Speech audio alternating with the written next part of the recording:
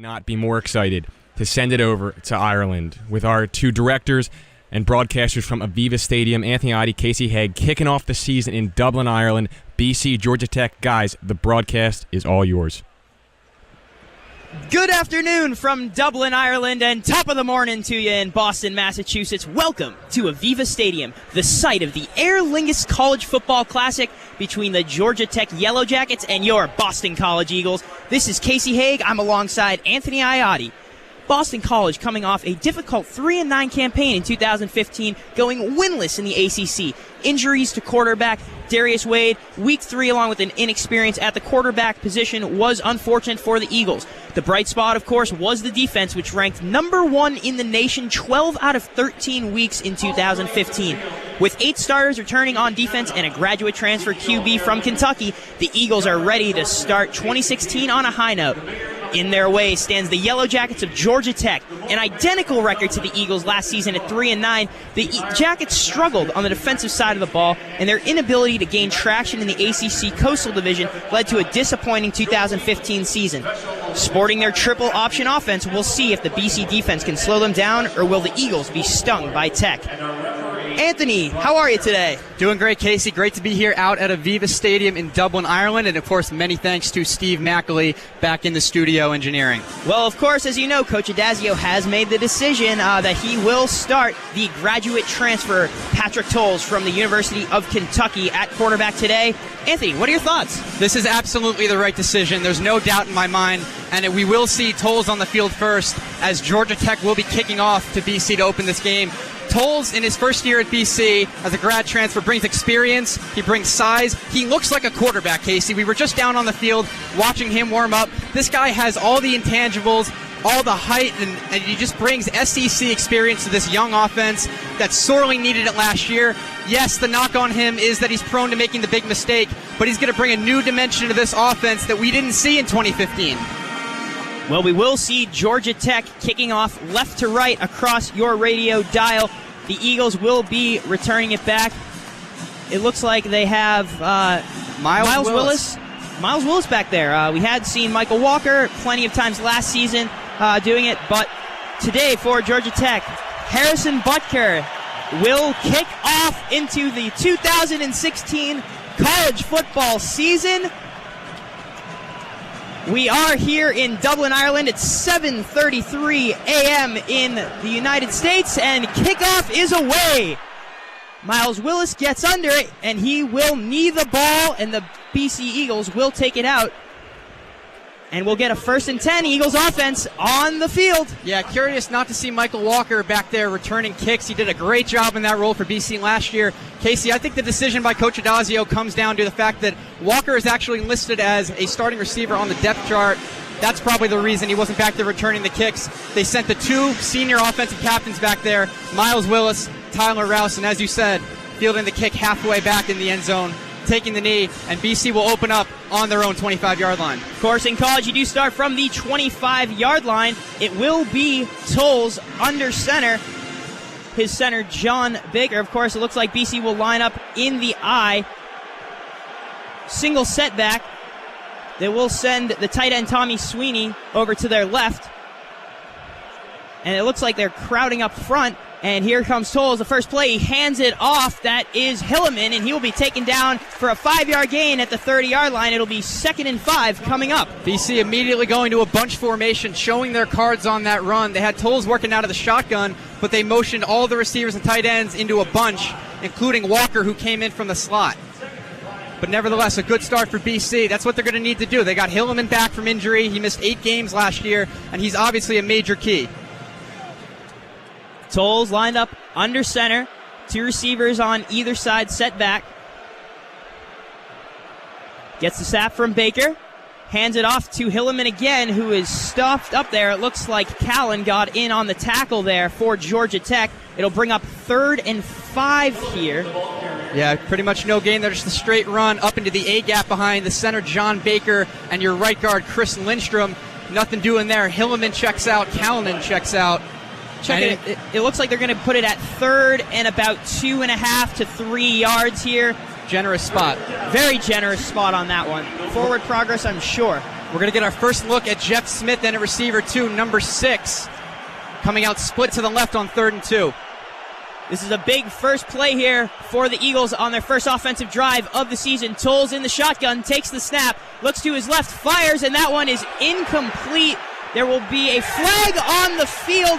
It looks like the it looks like Corey Griffin, the safety from Georgia Tech, did get up in the face of Michael Walker, the receiver to the left, and that will bring up a first down and move the chains for the Eagles. Yeah, no question that was the right call. Contact came from the safety Griffin way too early.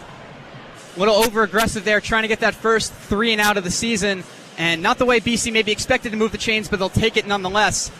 Nice slant route there by Walker, and it looks like Tolles had it on his mark. This ball will be hiked from the left hash mark. Eagles on their own 35-yard line. One man in the backfield, BC out of the I formation. Here's Tolles, hands off, that's Rouse. Rouse runs to the right, and it looks like he has some room, and he gets up about 5 yards before he is tackled there by the Lance Austin, the cornerback. And that one will bring up a second and about 5. Yeah, Rouse just running off tackle to the right there. A senior captain on this team, as we mentioned, one of the few or only running backs on this team last year to stay healthy throughout the year. There were points BC was so decimated at the running back position, they didn't have any depth behind Tyler Rouse, but he's also a receiving threat out of the backfield. I like the way he plays. He runs with reckless abandon. Thad Smith and Charlie Callan looks like they come on to replace a few other Eagle receivers there in Smith. Here's the pass, and now Jeff Smith, it looks like he gets some tackling there, and it looks like Tolles will run up the middle for a first down. Perhaps it looks like he'll have enough time to move the chains. Good blocking there by the Eagles as they are able to get that quick QB run up the middle, and now Tolles getting his another first down for the Eagles. Smart play by Patrick Tolles. He sensed the blitz coming up the middle from Brant Mitchell, the linebacker from Georgia Tech. Also had P.J. Davis, who the offensive line picked up. Tolles just saw the hole once Mitchell over-pursued and ran up the middle for the first down. And it looks like we will get a whistle here, perhaps checking the spot of the ball. And no signal of a timeout yet.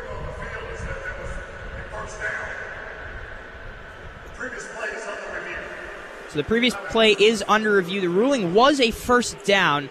Looks like, of course, that was the ruling on the field. It may be difficult to overturn that if the review booth does decide to do that. Well, now we do have a minute, Anthony. I just wondering, so for Georgia Tech, of course, we know their head coach, Paul Johnson, has been very successful in his career for the Yellow Jackets, as well as at Navy and Georgia State. What are your thoughts on what the Jackets need to do to get a win today? Well, first of all, Paul Johnson is a phenomenal head coach. We have to give him his due there. This is his 9th year at the helm, and in his first 8 years, 6 times Georgia Tech has finished either first or second in the ACC Coastal Division.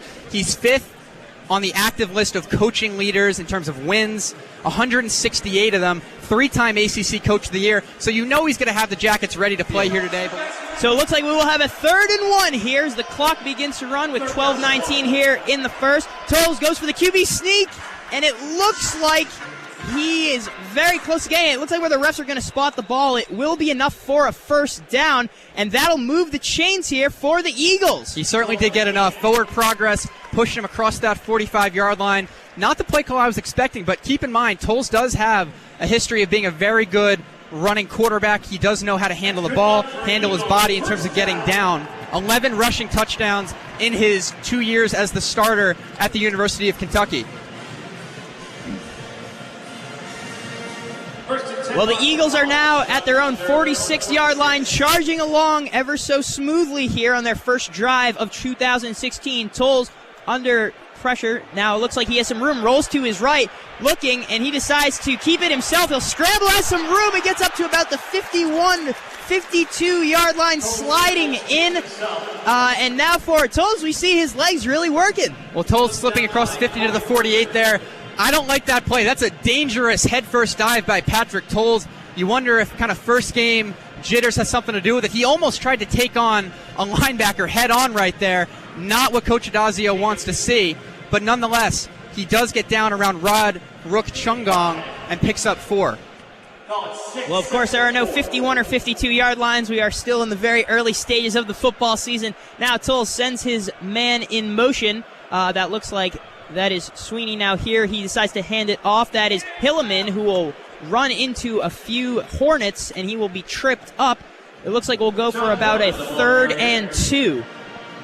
Another 3rd and short for BC, but this is what they want. If they can continue to pick up good enough chunks on 1st down, 2nd down, they'll be more than happy to stay in this 3rd and 2 range. Last year, with the inexperience of the offensive line, the struggles in the run game, they were sitting in 3rd and 9, 3rd and 11, seemingly all season, and without strong quarterback play, they weren't able to move the ball, they weren't able to sustain drives, and it kept the defense on the field. But here they go again, 3rd and 2 from the Georgia Tech 46-yard line.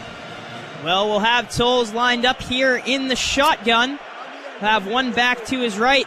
They send Jeff Smith in motion to the left. Here's the hike now over the middle, throws it, and that one is intercepted. That is Corey Sweeney. It looks like Griffin will take it back now to the 40. That one just slipped right off of the hands of it. Looked like Bobby Wolford and landed right in the hands of the Yellow Jackets. They will take over. Their offense will come out onto the field, and with 10:01 here, it looks like it will be Georgia Tech ball. Off the hands of Michael Giacone, the second tight end on this BC team. Not a good throw by Tolles, though. Let's be clear about that. He tried to force the ball into a window that wasn't there. Throw was way too high. Giacone got up enough to get a hand on it, but like you said, he tipped it right into the arms of Corey Griffin. Georgia Tech takes over on their own 41. Well, now we will see the dangerous flex bone coming out here for the Hornets. The Hornets is definitely a name I've heard before. They're the Jackets. Of course, the Bees, I'm sure, is one as well, as they do whip the ball over. Now that's Isaiah Willis who will take it down to about the 48-yard line, a gain of about 6. So we can take a moment here to talk about this triple option here. Georgia Tech has been running this under Paul Johnson ever since he came in to the ACC, to Georgia Tech. And really what it's based on is having 3 backs behind the quarterback, 2 of them called B backs, 1 to each side of the quarterback lined up behind the offensive tackles, and then you got the A backs behind the tackles and the B back straight behind the quarterback where a fullback or halfback would normally be. And the whole offense is based off of the quarterback reads. The quarterback, in this case Justin Thomas, takes the snap, and his first read is usually the defensive end or the defensive tackle. If their first move is to plug up the middle to stop an inside run, then rather than hand off to that B back, Thomas will then look to either keep it himself around the outside or pitch it to one of his A-backs going even further to the outside. So it's all about reading these ends for BC. Kavalek being one of them, as well as Harold Landry on the other side. Now it takes the ball. He decides to hand that off to Dedrick Mills, who is gobbled up there by Kevin Kavalek. Great tackle there, as it looks like it'll go for a loss of about 1. So that was the perfect example. The handoff to the B-back, the dive straight up the middle, and Dedrick Mills just swallowed up by that BC line, going right to the ball carrier for a minimal gain. Eagles defense, of course, we know their strength, as Georgia Tech lines up with 2 receivers on either side in that flexbone formation. Thomas under center. He will take the ball, and looks like he'll take it himself, and he'll have a little bit of room to run. He will take it just past the spot. It looks like he will be right on the line for a first down, and they will move the chains, as we will get a first down, Georgia Tech. Yeah, misread there by Gabriel McClary, cornerback for BC. He expected Thomas to pitch that ball out to one of his A-backs. Instead, Thomas faked it, kept it himself to the inside, and got the corner just enough for the first down. Thomas gets under center. Shouts something over to his A-back in J.J. Green. And now it looks like he'll take that himself, and he will pitch it back over, and they'll be eaten up again. Wow, BC doing a great job. That was Quay Searcy of Georgia Tech, who is running at the A-back position, and he is just taken down by the BC defense. And looks like it will now be a 2nd and 13 for Tech. Well played by Kevin Kavalek there, chasing Searcy all the way out to the right side. He had help from Connor Strahan, kind of stringing that play to the sideline, and that's exactly what BC needs. 2nd and 14. You want to put Tech in 3rd and long situations, make them throw the ball. Under center is Thomas. They send their man in motion, And Thomas looks like he's going to hold on to the ball. BC just misses a tackle. Now there we go. Eagles getting a great job. That's Connor Strahan, the middle linebacker, gobbling up Justin Thomas. And once again, the Eagles doing a great job. Perhaps they got about a yard on that one. Looks like they're spotted at about the 3rd and 15, so actually a loss of a yard there. Great job by Strahan busting through that line and getting to Thomas. Played perfectly by Strahan. Can you tell that BC's been practicing against this offense all summer? Look how patient the BC defense was on that play. Not going for any fakes. Thomas was running slow. BC just staying with him, keeping him, forcing him to the sideline, and Strahan making an athletic play. Thomas under center, Clinton Lynch and Isaiah Willis to his left and right. He'll take back. Looks like he's dropping back to pass. Here's Thomas. Fires it over the middle, and that one is caught there by Ricky June. Looks to me like he's going to be about a yard short of the first down. June making the catch in traffic, with the BC defense closing quickly. But it will set up a decision here for Paul Johnson. Looks like it's been about 4th and 1 on the Boston College 40-yard line, and it looks like the offense of Georgia Tech stays out on the field. Well, I think you just got to hammer it up the middle if you're Georgia Tech. I mean, we saw a great pass there by Thomas. Of course, he's not really known for his passing ability, but the redshirt senior certainly knows how to work for it, close to a first down. Now we will see this flex bone once again as they send the man Willis in motion. Now he's back behind, and they send Clinton Lynch also now both behind the quarterback and Thomas, and now we'll get, it looks like a timeout. And now Georgia Tech wants to think this play over. Looks like they certainly had a little bit of trouble trying to get to the line and making sure they knew exactly what everyone was doing. And they may have also been just trying to bait BC into jumping off sides, and they very nearly did. A BC tackle did jump into the neutral zone. I believe it was Ray Smith, but Georgia Tech was not able to snap the ball with BC in there to pick up the automatic first down. So they do call timeout. Gives them a little more time to either think about what they want to do on this 4th down play, or whether they want to kind of reverse course and decide to punt, try to pin BC deep, as the BC offense gets ready on their own sideline, trying to bounce back from their first drive of the season, ending in a turnover. And it starts right here on a 4th and 1 once we come out of this TV timeout. Well, of course, this game is simulcast on ESPN2 as well. However, you are listening. So we'll get the 4th and 1 here. Once again, Georgia Tech lined up in the flex bone formation. Eagles got 5 guys to the line. They send a man in motion. Thomas keeps himself. There's a little flick over pass, and that one will be taken in for the first down there by Clinton Lynch. Clinton Lynch, of course, came on as a bright spot last year at the A-back position. Had a huge game against Georgia in their final game of the season when they beat the Bulldogs. And for Georgia Tech, it looks like their flex bone is starting to work, even though the Eagles have been figuring it out on that 4th and 1. A good job there by Tech. Well, only really a 3-yard gain. I don't think Georgia Tech's figured out this defense yet, but frustrating for BC to give that up. They had the 2 A-backs locked down, but they just couldn't clamp down on Lynch, the B-back. Seriously going in motion as they decide to keep it. Looks like they're tackled up. It looks like it was Matt Milano getting in on the tackle there for the Eagles. It's about a gain of 2. It'll be 2nd and 8. Yeah, always tough to run against the linebacking core of BC. You mentioned Matt Milano. Butkus Award and Bedarnik Award watch lists for this year for the best linebacker and best defensive player in college football. Senior Bowl watch list as well. Last year, All-ACC 3rd team. Someone to really keep an eye on all season. Thomas under center. Takes the snap from Burden. Looks to his left, starts to run it, pitches it over, and that one will be stopped up. That's Dedrick Mills for a loss of about 4 yards there. Great tackle there by the Eagles.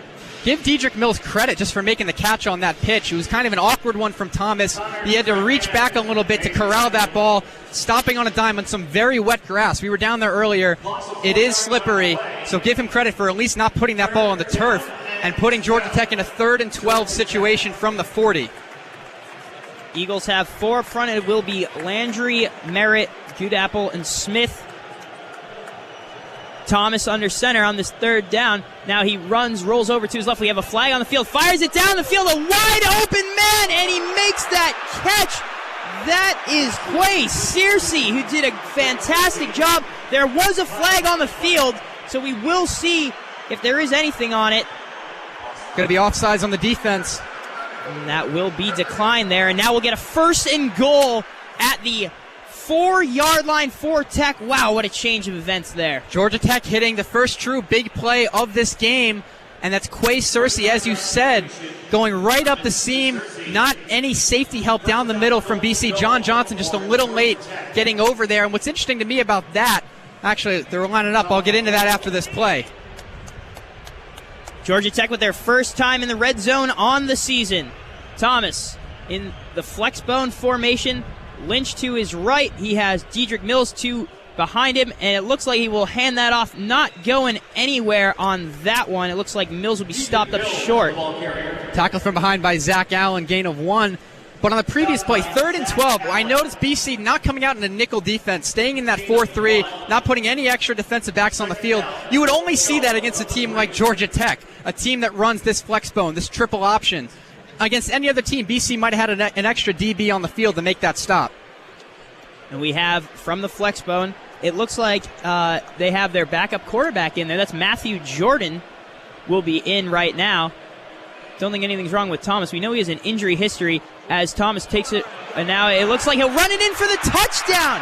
Wow, that was a quick score there for Georgia Tech, as it looks like they did a great job there sending in the backup quarterback. Really a little bit of a trick play there.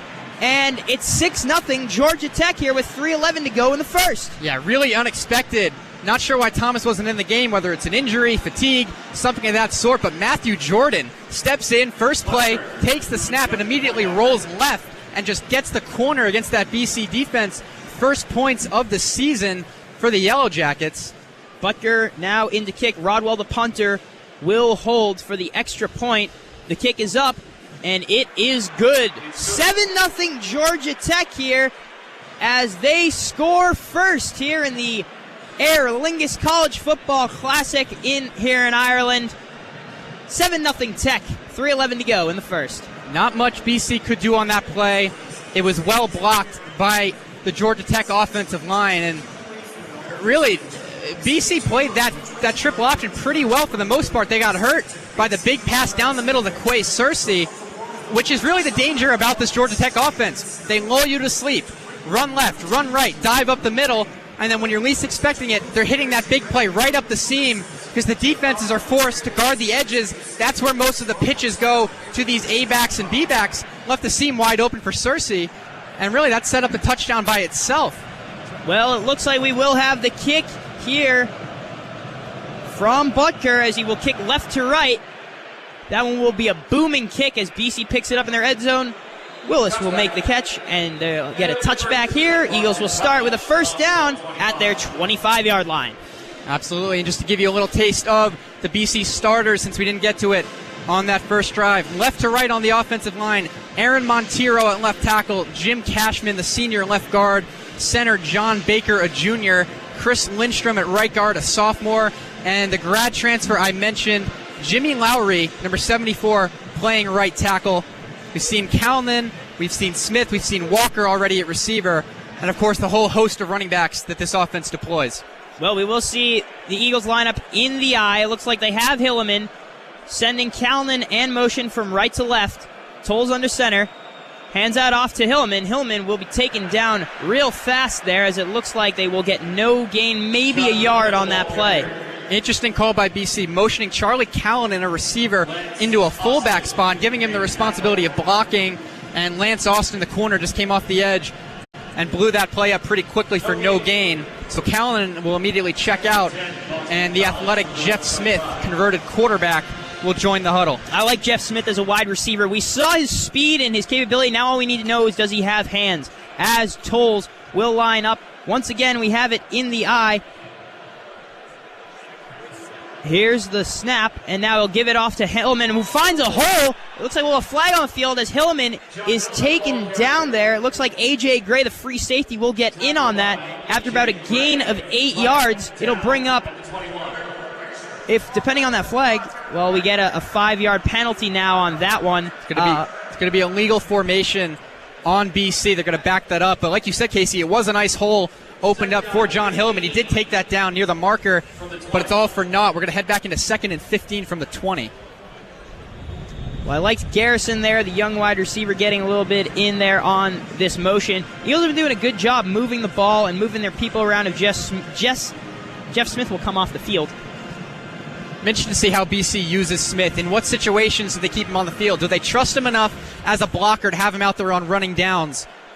Too early to tell. From the eye, receivers on either side. Tolles gives it off to Hillman, who has a little bit of room to run, and he will get up now to about the 25-yard line, a gain of about 5, which will bring it back to the original line of scrimmage. It looks like we'll have a 3rd and 10 here from their own 25-yard line. Will the Eagles, looks like a little generous, they might give it a 3rd and 9. A little halfback draw there from the Eagles offense. Tolles dropping back the pass, slipping that into the belly of Hillman, and not a spectacular run by any means, but it's got to feel good for John Hillman to break that first tackle, bringing it from the nickelback. Lawrence Austin there, setting up 3rd and 9. Tolles will be from the gun. It looks like he has Willis to his right. 2 receivers to the right, takes the snap, looks to his left. Now he has some room, has a little bit of room to run, and he'll be taken down. Gets just past the original line of scrimmage. It will be about a 4th and 4, and the Eagles are going to have to punt here. Patrick Tolles, very quick to tuck and run. No one got open immediately on his first read, and he was just quick to scramble and get down. You like that he was able to get down safely and just set up a punt rather than try to force the issue, but at the same time really didn't have a lot of pressure, didn't need to abandon the play that quickly, and that's something that's going to be a point of issue for him this year if BC's receivers struggle to get open. Mike Knoll, the junior number 98, will be doing the punting duties this season as he takes the ball back, punts it right back to Georgia Tech.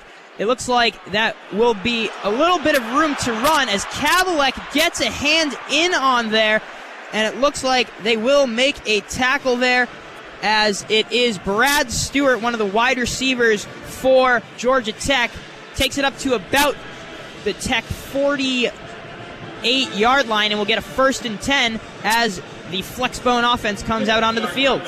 Yeah, nice run back there by Brad Stewart, sophomore starting wide receiver. Justin Thomas has rejoined the huddle for Georgia Tech, so you wonder if that Matthew Jordan touchdown was just a little point of trickery. Thomas appears to be just fine. Tech lines up in their Flexbone formation. Send Clinton in motion as he'll take the pitch and he'll run it back. Now he's got a little room, gets up to about the 42-yard line as the ball does briefly come out. We're going to have 2 flags on this play, one in the backfield, one in the defensive backfield as well. Looks like a hold thrown near midfield. This play's probably coming back. And Georgia Tech seems to know it as they're kind of retreating back into the huddle themselves. So BC catches a break there. Well, looks like we'll do the first down again here. Penalty on Michael Lands-Davis, one of the reserve receivers for the Yellow Jackets, a sophomore. Last year, a redshirt freshman initially, but his redshirt was lifted in October to get him on the field. He ended up making 3 starts, contributing in 7 games. The shortest receiver on this team, only 5'11", and there gets nailed for the holding call. It'll bring up a 1st and 20 now from their own 39-yard line as Burden gets the ball. We're in the Flexbone formation for Georgia Tech. 4 men on the line for the Eagles. As they rush it, that's the B-back. Dedrick Mills takes it about a yard or 2 before they're stopped. That'll bring up 2nd and 18. And that brings us to the end of the first quarter. Georgia Tech leading Boston College 7-0. And when we come back, BC will have Georgia Tech pinned in a probably about a 2nd and 18 situation. But overall, Casey, thoughts on that first quarter of play for Boston College? Well, I thought the Eagles started out with a nice drive. Of course, we saw Tolles getting into it with some work. They were doing fairly well, of course, until something slips through Giacone's hands, and then Georgia Tech takes over from there, marches it right down the field. I think turnovers are extremely important, especially in a wet environment like this one, where the Eagles certainly would like to keep the ball not on the ground. We know Hilleman has not had too many problems with that, although Rouse in the past has, so it'll be interesting to see if they do decide to keep with Hilleman, which I am assuming Adazio will. As Thomas under center, looking to his left, and now takes a snap from Burden. Rolls over to his left with a little pitch action. That one will be Mills, tripped up there it looks like we had Matt Milano and a little bit of Ty Schwab in there getting the tackle as Georgia Tech gets it to about their own 45-yard line. We'll bring up a 3rd and 14, 3rd and long. Anthony, what do you do if you're Justin Thomas and Georgia Tech? Well, here's where Justin Thomas burned BC last time with 4 D-backs on the field, kind of a 2-man under defense, no one playing that deep safety up the middle, and that's where Cersei exploited the defense. So I'm interested to see what BC does actually with Will Harris and John Johnson back there at safety against this offense. And now they split it up, 2 receivers to the right as they send Green in motion. Now Thomas steps back. Looks like he's getting chased by a couple of Eagles. Now he's back to his own 20. Strahan chasing after him, throws it away. That one will fall right in front of Mills, and we will get a 4th and 14. Fantastic job by the Eagles linemen getting in and getting pressure on Thomas. I'm not sure I've ever seen a quarterback look less comfortable on a straight drop back. Just a 5-step drop and immediately flushed out of the pocket. But Justin Thomas ran about 25 yards backwards on that play, like he thought he was going to get out of there and make a throw downfield. He's got to throw that ball away way sooner than he did. He very nearly cost the Yellow Jackets about 25 more yards of field position. Yeah, and Harold Landry did a fantastic job of breaking through the line and getting in there. Now it looks like we will have the punter, Ryan Rodwell, for his first time out here. Back to receive, it looks like that will be Tyler Rouse. BC overloading the right side on the punt. Rodwell with the booming punt. Looks like Rouse will let it roll, and that one will fall backwards towards about the 32-yard line. Great job, good bounce for the Eagles there, as it looks like they will take over at about their own 32-yard line, 1st and 10 with 13:54 here to go. Very fortunate break for BC. That ball taking an Eagles roll back towards the 30-yard line. Kind of a low line drive kick towards the sideline. Rouse just let it go and landed in front of him. The smart play there. So 3rd drive now for the BC offense. We'll see what they're able to do. This time starting from the 31. Hillman, of course, out there. Sweeney, Walker, and Callanan, your other skill guys, flanking Patrick Tolles. BC lining up in the eye. That's Hillman behind Souls. Hill gets the snap from Baker. Tolles will drop back to pass. Fires to his left, and that one will be caught there by Charlie Callanan, over to the right sideline, and that one will be a gain of about 15, a 1st down to the 48-yard line of the Eagles, a 1st down. Play action to John Hillman there. Little pressure coming, but Tolles gets rid of it in plenty of time for Callanan to make a nice catch falling down, and that's the play BC needed. First play of the drive, come out, get the chains moving here near midfield. Now Tolles from the gun, got Hillman to his right, 2 receivers on either side.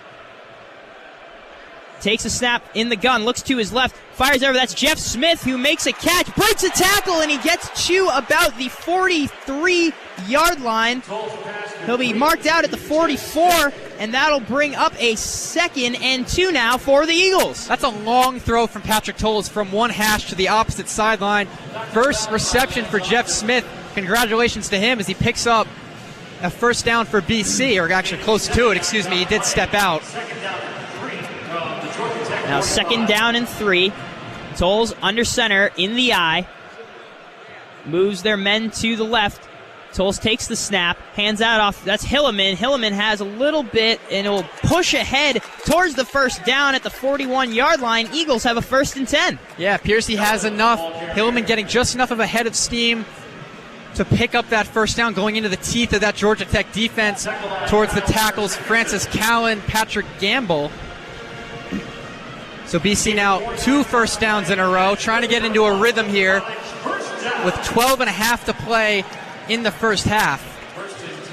12:30 on the running clock here in the 2nd quarter. We have Tolles under center once again lining up in the I formation. 1 receiver on the left. Tolles takes the snap, gives it to Hillman again, who is tripped up there.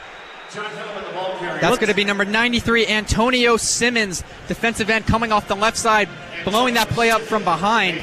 Kind of the 3rd defensive end on the Yellow Jackets defense, who rotates in behind Kishun Freeman and Rod Rook Chungong. That'll be a loss of about a yard on the play. It'll bring up 2nd and 11 here for Boston College.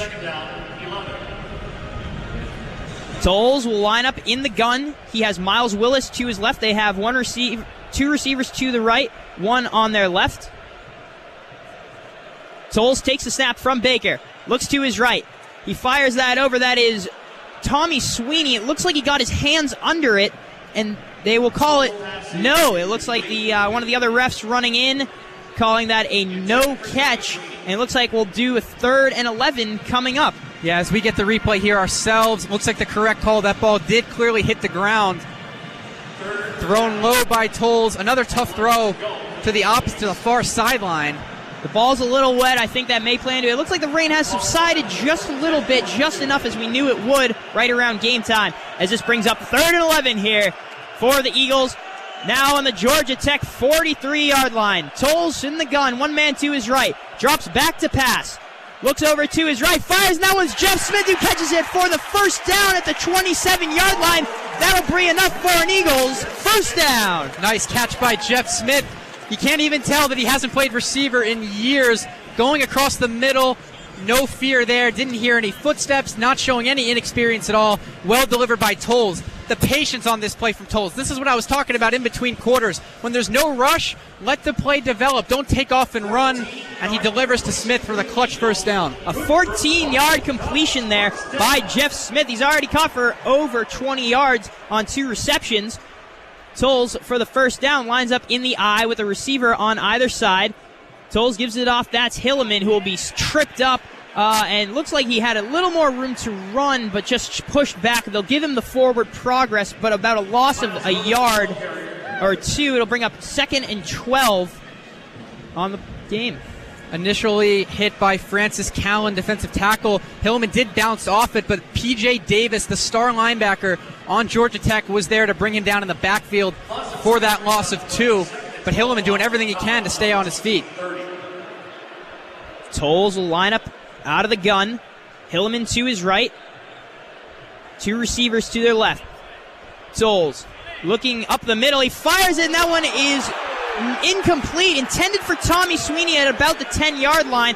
There was a little bit of a mix-up there. It looks like P.J. Davis with some great coverage right there, dropping back as the linebacker did, and we will bring up a 3rd down, 3rd and 12 now for the Eagles. Yeah, some fans up here calling for a flag on A.J. Gray, the safety.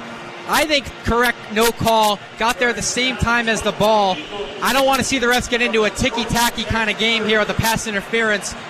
So to me, it's a rightful 3rd and 12 for BC as the Georgia Tech D tries to fire up its fan section.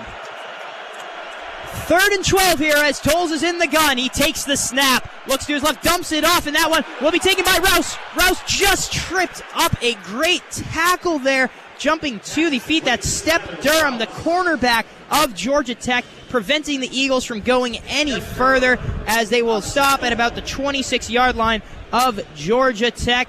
And it looks like the field goal unit will come on. Colton Lichtenberg will be up now for the Eagles. It looks like they'll be at the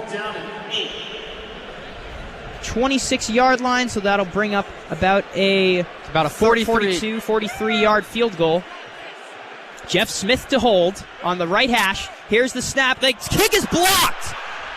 That one will trickle back into the Georgia Tech end zone, and they will take over on downs going the other way. A great job by the special teams of Georgia Tech. And the score will remain 7-0 Tech. 9:28 to go here in the second. Blocked kicks. It's what Georgia Tech does. 14 blocked kicks in the past 3 seasons. Ranked 2nd in all of college football. The most memorable being the famous Miracle on Techwood Drive, as they're calling it. The only ACC win for Georgia Tech last year, coming on the kick 6. A blocked field goal. Patrick Gamble blocking Roberto Aguayo of Florida State, returned by Lance Austin about 80 yards to the house to walk off a win. And here the stakes a little bit lower in the second quarter, but nonetheless, Georgia Tech getting the block and not allowing BC to get on the board, and that's the cost of a longer field goal like that. The kicker, in this case Lichtenberg, has to kick the ball lower than he normally would on something like an extra point, and it gives the defense a chance to get their hands up. And credit Georgia Tech there for keeping the score 7-0. Yards allowed, and they're going to have to step up here. Georgia Tech, an active streak, of 21 straight games with at least 20 points in the ACC. Well, now the Tech offense will come back out onto the field. Thomas with a little pitch over to J.J. Green, and he'll be taken down at about the 27-yard line. A gain of about 2, and it looks like, that was Dedrick Mills who carried that one. Yeah, a real host of running backs for this Georgia Tech offense. We've already heard the names Clinton Lynch, Isaiah Willis, J.J. Green, Dedrick Mills, and Quay Searcy called. They just mix in all these guys so well to keep them fresh. Eagles with 4 up front. Georgia Tech running out of that flex bone position. Little wave they toss up from each individual on the Tech offense.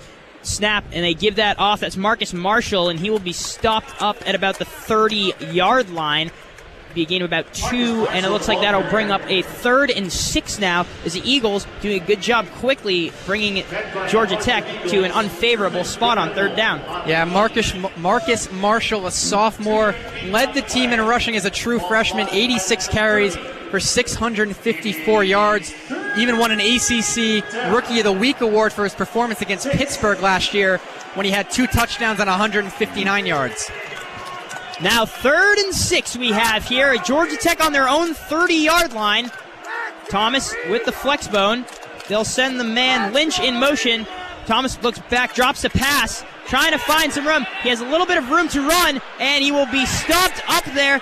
It looks like that was Ty Schwab with the tackle at about the 34-yard line, and that'll bring up 4th down and about 3 for Tech. Boy, Justin Thomas, again, looking extremely uncomfortable on a routine drop back. Didn't have anyone open, did decide to run.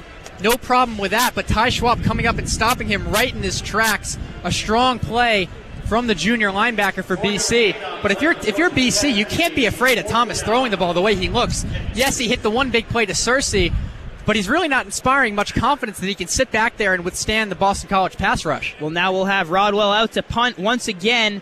It's a booming kick, nice spiral. That's Rouse back. He will field that at about his own 12-yard line. Starts to take it up, and he gets some good blocks. He has a little bit of room to run. He's taken down at about the 25-yard line. That was a great job there by Rouse, getting a few extra yards. Well done, Fields. And it's amazing to see the soccer and rugby that they usually have such a large field here at Aviva. Well, now Tolles will start from his own 26-yard line. They have a 1st and 10.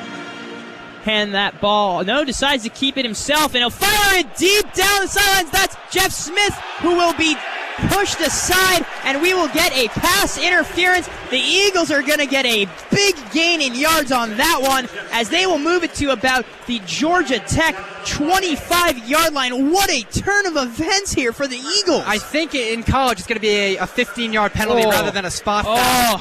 NFL it would be a spot foul. So BC will remain in their own territory. But regardless, a 15-yard gain and a very obvious penalty. I mean, Lance Austin, Corey Griffin, they were both in on it. Both in on it against Jeff Smith. The ball was underthrown from Tolles. Let's not forget that.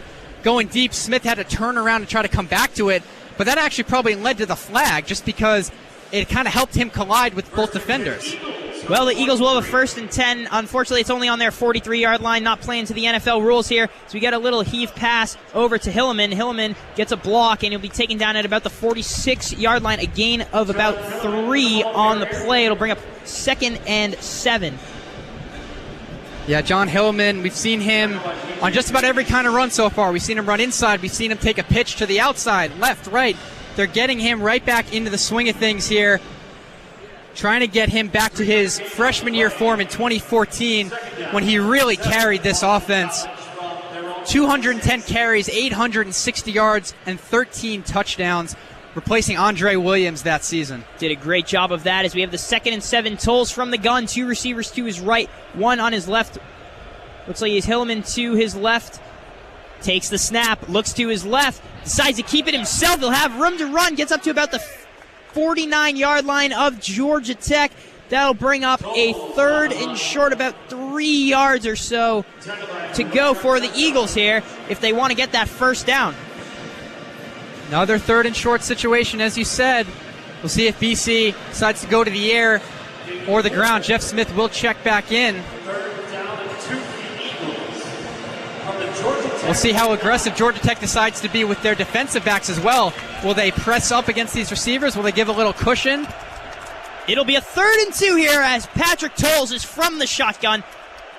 John Hilleman to his right, 2 receivers to the right as he takes the snap. Direct snap, keeps it, and he will get the first down, brings it to the Georgia Tech 45-yard line, and that'll be enough for an Eagles first down. A design quarterback run. That's an interesting call from Loeffler. As you said, the snap to Tolles, and immediately takes it himself on the design.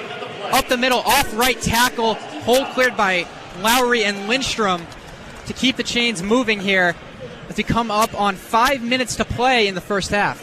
It is 13:30 in military time here in Ireland, or 8:30 in the morning back in Boston if you are listening. It'll be a 1st and 10 now with 4:57 to go here in the second quarter. Georgia Tech leads the Eagles 7-0. Eagles driving here. Patrick Tolles, the quarterback from the shotgun, takes a snap, gives that off to Michael Walker, who will take it to about the 41-yard line, a gain of about 4 on the play. That'll bring up 2nd and 6 now for the Eagles. Shades of the 2014 BC offense as we have an injured Yellow Jacket on the field. I believe that's actually P.J. Davis, their star linebacker. You can see the entire training staff sprints across the field to get to him. They know how important he is to this defense. Hope he's okay.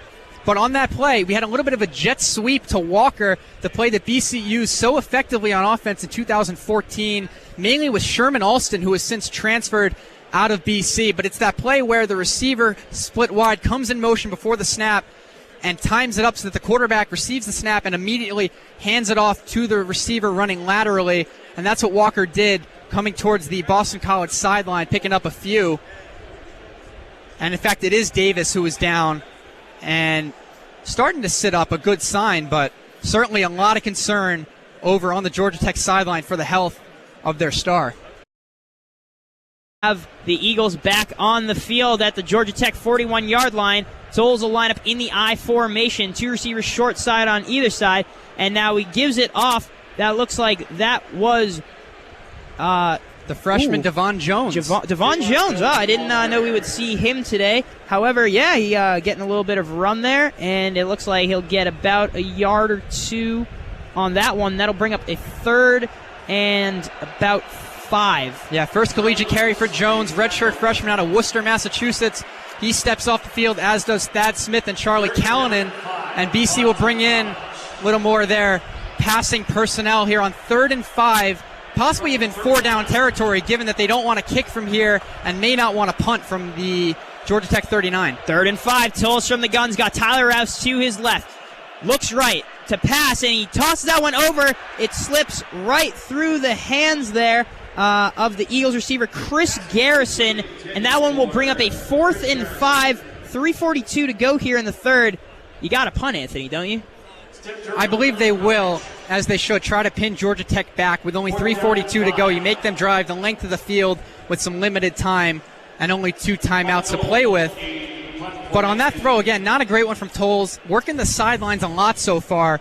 Not having a ton of success. As you said, that one through the hands of Garrison, but it wouldn't have been enough for the first down anyway. Noel will take that one back as the Eagles do a good job of getting it. Whoa, it looks like the boys will do a fantastic job. It is inside the 1-yard line of Georgia Tech. Wow, what a good job by the special teams there of the Eagles, pinning them so close on the inside, and now the Eagles defense will come out rocking and rolling, hoping to get maybe a safety on this one, at least pin them very close inside their own part of the field. Yeah, great punt by Mike Knoll. Just dropped the nose of the football down end over end. Couldn't have placed it any better, and with enough hang time to let the BC punt coverage team get down there and field it. I think it was even Jeff Smith, the receiver, who fielded it at the 1. It was, so they may have been Cameron Moore, it looked like. But yeah, that was a great job there. Looks like we may have a timeout on the field before this drive can commence.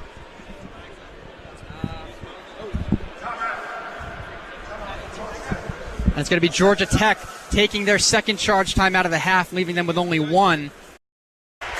Thank you so much for all that you do. As we get that thank you here in the field as well, as Georgia Tech gets back to action. It looks like Thomas will drop back to pass in his own end zone, fires that one way out of bounds, and we'll go here for a 2nd and 10. as Thomas trying to get that off as soon as he could. No one to rush to. Of course, they would have been gobbled up immediately. Still on the inside of their own first yard line. It will be 2nd and 10 coming up here for Tech. Thomas doesn't have as much room behind him to drop back as we've seen him use on his previous throws. So there, got kind of close to that back end zone line and just decided he had to chuck it out of bounds. The smart play by the senior. And we'll see if Georgia Tech tries to go to the run just to give himself some breathing room. Still lined up in the flexbone formation, a little bit tight with the B-backs, and one of their A-backs in motion as they hand that one off. That looks like that is Mills, who will be taken down. Gains about 3 yards on that one before he stopped up. And that'll bring up a 3rd and 6 now for the Yellow Jackets. Yeah, good help defense by Will Harris, the safety for BC. Strahan got there first and was hanging on to Mills, trying to bring him down. And Harris coming over to help out the teammate, setting up 3rd and 6 from the 5. Running clock, 3 minutes left to go here in the first half. Still 7-0 Georgia Tech. Thomas will line up behind his center. Have the flexbone, 2 receivers to the left. Thomas drops back to pass. Keeps it instead, and he's gobbled up by Truman Goodapple. Throws him down for about a loss of 1 yard, and Georgia Tech will have to punt here. 4th and 7 on their own 3-yard line. This one is going to be tough. And it looks like we're going to get a timeout here from Boston College. Yeah, timeout wisely called by Coach Adazio, as Georgia Tech will have to bring out Rodwell to punt. And you got to figure BC will be getting possession on Georgia Tech's side of the field. 2.5 minutes to work with. Plenty of time, despite whatever field goal range Lichtenberg may have in this weather and against this aggressive kick block formation of Georgia Tech. But a great stand by the BC defense. Georgia Tech obviously playing conservatively on that drive with no breathing room whatsoever. And Goodapple really stepping up and making the stop for maybe a gain of half a yard on Thomas, who really has not been able to get anything going since that early touchdown that was set up by the deep throw to Cersei. Really a defensive battle as we predicted. I don't think anyone's too surprised about that. But Georgia Tech, as I said, does have that streak on the line. 20 straight games with at least 21 points against ACC opponents. Well, now we will see the punting unit on for Tech. Ryan Rodwell, very close, on standing on the O of the Boston College. The 2nd out of 3. Punt that one back. That's Tyler Rouse standing at about the Georgia Tech 48-yard line. Picks it up. He has some room to run. He's going up to 35, taken out at about the 33-yard line of Georgia Tech. That will set them up with fantastic field position. 2:26 to go here, and it looks like the Eagles are rocking and rolling, ready to go. Really nice return again by Rouse. You have to like what you see from him as a punt returner, staying with that ball in the wind, tracking it left to right, and then keeping his momentum going to the right, picking up about 15 yards there, and putting BC in pretty prime position, as you said. Now they'll get a 1st and 10 here at the 33-yard line of Georgia Tech. Do the Eagles as Toll gets the play call here from Dawes. They'll line up in the I formation, 2 receivers to the right. That's Miles Willis, who will now come over to his right. Hands it off to Willis. Goes over to the left side, sweeping. He has some room to run. He'll get to the 20-yard line before he is pushed out of bounds. That'll be a 1st down Eagles. The biggest run of the day there for Miles Willis. Nice run by Willis, as you said, taking the snap out of the shotgun. Tolles with the handoff and just sweeping it around to the left as BC will work quickly. Moving quickly with Tolles from the gun, hands it off to Willis, who will be taken down immediately there, gobbled up, and he'll be taken down at about the 23, 24. Looks like about a loss of a yard on that one. Yeah, junior linebacker Terrell Lewis, number 52, coming in on the stop. Terrell Lewis. Loss of 1 yard. As Willis checks back in, Hillman out. 2nd and 11. Clock continues to tick, but plenty of time for BC. 1:45. Yeah, 1:45 to go here as Tolles is in the gun. 2 receivers to the right. Miles Willis to his left. Hands it off to Willis. Running to his right. Runs into a few Yellow Jackets. It looks like that tackle will be made there by Cation Freeman, the defensive end of Tech. And that'll bring up a 3rd and about 5 yards here for the Eagles really pushing into the red zone now at about the 17-yard line of Georgia Tech, as it looks like we'll get a timeout here. Yeah, BC trying that same play to Willis, just to the opposite side, the one that worked to open up the drive. This time they run it to the right, and it'll be officially marked as 3rd and 6. And what I'd like to see BC do here is go back to the air. I'd like to see Tolles get another shot, maybe up the middle again. We've seen him try a lot of long throws to the sideline with limited success. I'd like to see what they can do. If they can work someone like Jeff Smith over the middle, Tommy Sweeney, whose name we haven't gotten to call much so far today, and see if you can attack the middle of this defense. Georgia Tech lost all 4 of their defensive backs from last season to graduation, actually 3 moving on to the NFL. So A.J. Gray, Corey Griffin, Lamont Simmons, Lance Austin, Lawrence Austin, these guys are all relatively inexperienced. I'd like to see the Eagles go after them. Well, I'm sure that's what they just went over here. Now the Eagles will line up with Tolles from the gun. Looks like they have a little bit of a V formation here as Callan moves in motion from right to left. Now here's the snap. Looks to his left, does Tolles, and he drops a ball, and that will be intercepted. A tip. It looks like it fell right into the clutches there of a Georgia Tech defender. It looks like that was Terrell Lewis who had the ball, and that'll go perhaps as a interception or fumble. What do you think they're going to call that one? You know, we're going to have to take a look at the replay. Ultimately, the result is the same. It's a turnover for BC right into the waiting arms of Kyle Sergey Henderson. It's tough to tell if Tolles was hit from behind and that's what forced the ball forward into the arms of the defensive tackle, or if he was intentionally throwing forward and the ball was off a helmet.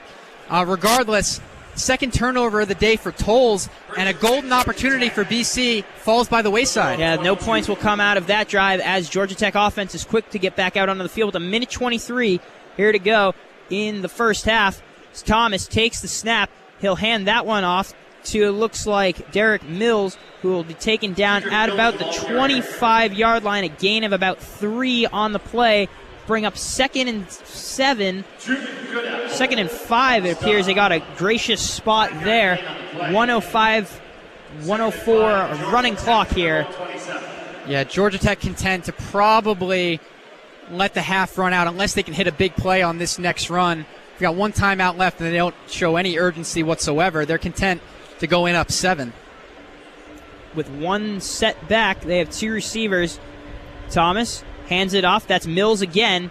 It's taken down at about the 31-32. May have been enough for a first down. Appears not, because the clock continues to run, so I think they're going to mark him short. So it'll be about 3rd and inches here, it looks like, as we will get a stop in the time. It looks like they're going to review to see if they have enough for a first down, perhaps bring the chains out. Time on the field for a measurement. They're going to measure the ball to see if they got the first down here, which is very much playing to the advantage of Georgia Tech, having a few minutes to think about what they want to do here with 28 seconds on the clock stopped here. And if they do call this a first down, I'd imagine they're going to have to put some time back on the clock, just because I think the play ended with about 35 seconds or so left to play. As we can tell from up here, it looks like he's just short. Just short by about a hair right there. That is a close one. It will be 3rd and inches.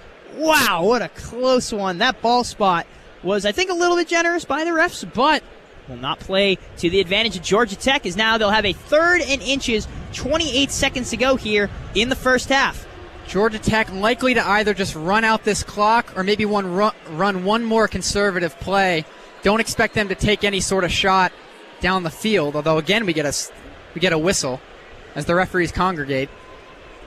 Now they may be looking at make sure they got the right spot on the ball, but they are really making sure that they get this one right. Of course, you're on national TV, on national radio at 7:30 start time in the Eastern Coast.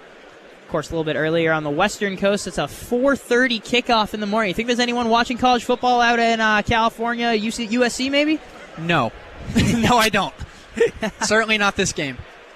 Certainly a matchup of East Coast squads. And they did put some additional time on the clock, but for what reason, I don't really know, because Georgia Tech is just in the huddle, letting the clock run down anyway. We're underneath 10 seconds now, and the play clock will expire there.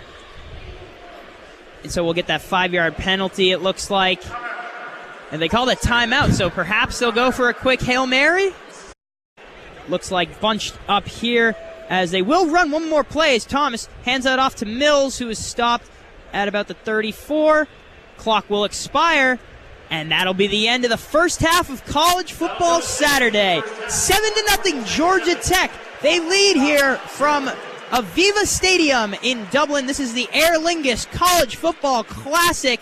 Anthony, an exciting first half. We saw the flames going off to start this game, but low scoring. What'd you think? Exactly what the offense didn't want. I mean, after all the struggles last year, a little bit of embarrassment nationally with the 0-26 between football and basketball in the ACC, BC needed to come out here and get points. It could have been 3, it could have been 7. Heck, they even would have taken a defensive score. You just hate to go into the half with nothing on the scoreboard. Granted, the defense has kept them in this game. I love what the defense has done, as always. The one big play hurt them. Matthew Jordan coming in on that surprise touchdown. But other than that, exactly what we expected from BC's defense. They're not over-pursuing. They're not getting overly aggressive against this triple option attack. You can tell they've been working on it all summer. Kudos to new defensive coordinator Jim Reed and the returning starters on this defense, as well as the new guys. So happy with that. Special teams has been mediocre. Offense needs to get back to work in the second half. Well, you've heard the first half here. We'll be back in about 19 minutes. This is Casey Hague and Anthony Iati from Dublin, Ireland. We're going to send it back to the WZBC studio in Chestnut Hill, Massachusetts, where Steve is. Steve, take it away. Thanks, guys, and that is it for the first half of football for Boston College football in 2016 season. At half, it is 7-0 Georgia Tech. And to kind of talk about what the guys said at that in that halftime wrap-up, yeah, definitely not what you're looking for from the offense. You just kind of wanted to see some points out there. And there were some opportunities. Tolles is moving the ball in a different way than we saw last year, but it's not there yet, at least not in the first half. Tolles was 4 for 8, 43 yards, 2 turnovers. I don't know if you count that last one as an interception or not, but they were his 2 turnovers. Was pretty good with his feet, but did look a little antsy in the pocket and was really looking towards the sidelines and trying to tuck the ball a little too quickly. And maybe the offense, they weren't letting it develop too much yet. But all things considered, 7-0. The defense is playing great, and like Anthony said, besides that one big play from Justin Thomas, down to about the 3-yard line, which Georgia Tech scored off of, it's been a very evenly matched game.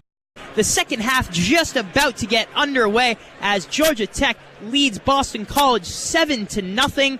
Of course, we saw a nice little run in play there by the backup quarterback of Georgia Tech. A little surprise there, and that's the score we have. A very low-scoring game. Used to seeing that here from the Eagles. I'm Casey Hague, joined by my partner in crime, Anthony Iati. Anthony, a difficult first half for the Eagles, but it's only the first half of the season. Getting a little bit warmed up, getting everything loose, getting that WD-40 sprayed all over the rust. I think they're about back, ready to go. What do you think BC needs to do here in the second half to get going? I think so. Up and down first half, as you said, and I know I was critical of Tolles, but they're right in this game. Let's take the positive view here. Only down 1 score, and to answer your question, they need to just stick to their plan on defense. One thing I like defensively is that they have not been getting frustrated by a lack of pass rush opportunities. One thing I was worried about was the defense getting over aggressive against a team that runs kind of a slower paced, churn it out down the field kind of offense. So I do like what the defense has been doing. And offensively, I think you got to keep feeding the ball to John Hillman. I think he's looked pretty good. Hasn't busted out any spectacular runs yet, but he's picking up 4 yards, 5 yards. And when he's on the field, they've been able to move the chains a little bit. I think they got to get the ball in the hands of Jess Smith a few more times. We saw them run that jet sweep to Michael Walker. How about trying that out with Smith? See if he can turn on the Jets around the edge, one of their speediest receivers. I wouldn't mind seeing them take another shot deep as well, maybe a play action. Haven't seen a lot of Thad Smith or Elijah Robinson, those 2 receivers who can stretch the field for BC.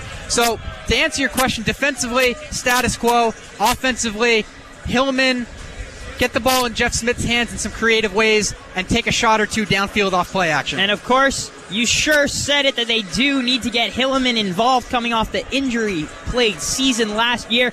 It's a new sort of ball game we have. Georgia Tech on the other side, of course, know that they have their flexbone offense, and BC's done a great job on defense, really slowing them up.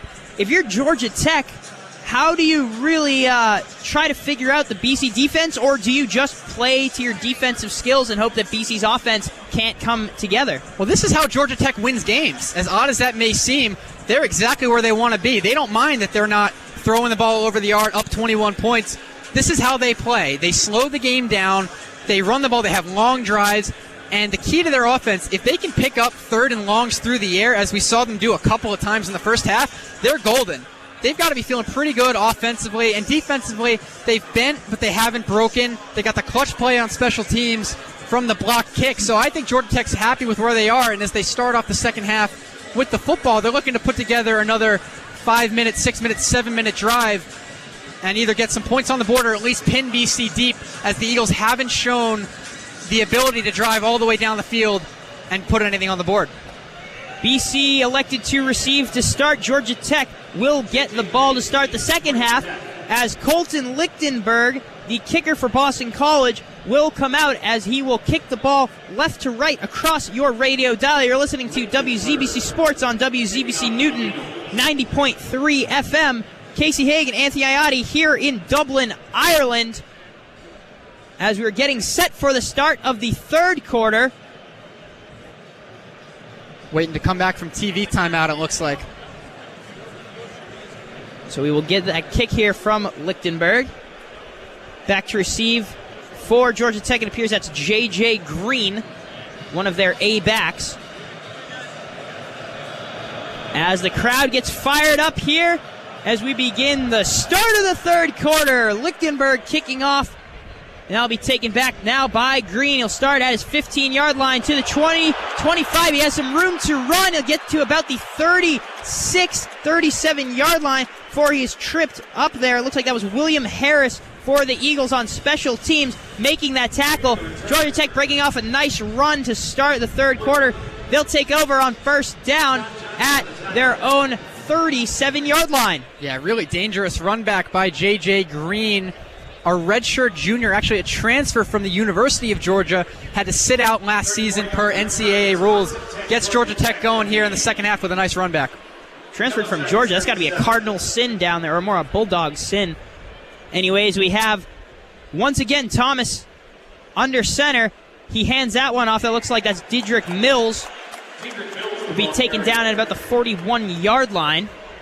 Looks like BC and I were fooled on that play, as three defenders tackled Justin Thomas when the ball was handed off. That's what Georgia Tech does. They just confuse everybody as to where the ball is. Okay, well, it looks like that'll go down as a sack on Thomas. Wow, these A-backs and B-backs are flying everywhere. I think it would have been a better call for Tech to do that. Anyways, they're out of the flex bone formation. 34-yard line of their own. It's 2nd and 13 here. He's got Mills behind him. Lynch to his right. Lynch set in motion. He gives it off this time to Mills, who will be taken down perhaps about a gain of a yard. That'll bring up 3rd and 11 here for Georgia Tech.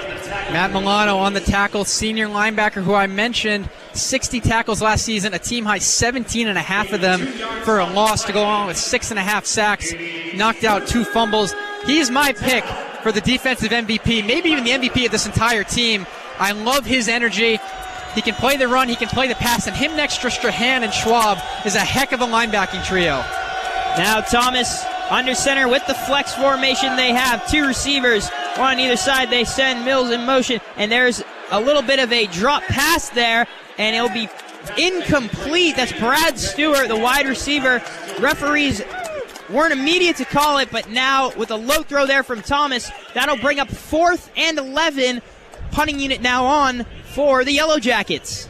Thomas tried to set up a screen to the wide receiver Brad Stewart, who we haven't seen a whole lot of other than the punt return earlier, and just delivered it too low. The long throw kind of short-armed it a little bit, and BC will send Rouse back to return the punt, which he's done a nice job of so far today.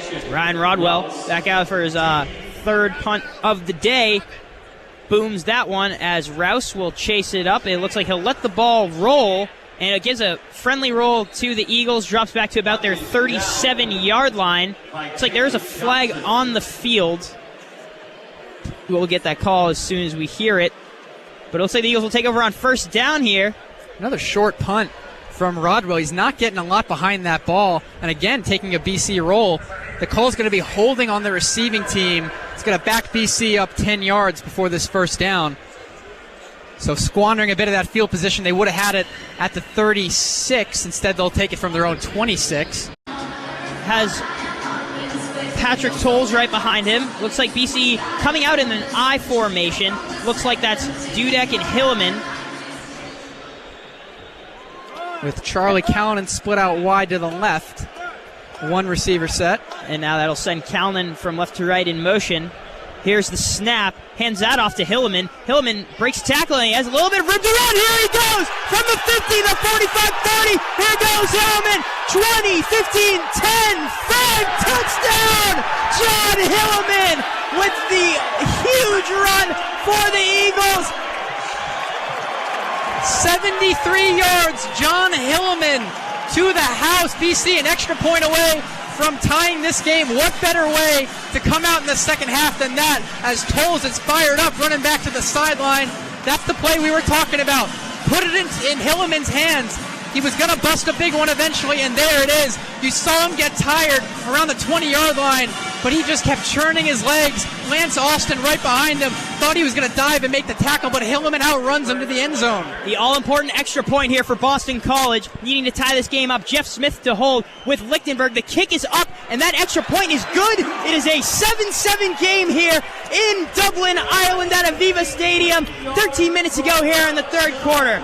Wow, Anthony, what a quick turn of events here. It really is. John Hilleman, as we watch it again here on the board, the gap was narrowing. Steph Durham, Lance Austin getting closer, and their dive was for naught. They tried the old ankle tackle from behind, and Hilleman just high-stepped his way out of it into the end zone, and he's finally energized this crowd, the section right behind us.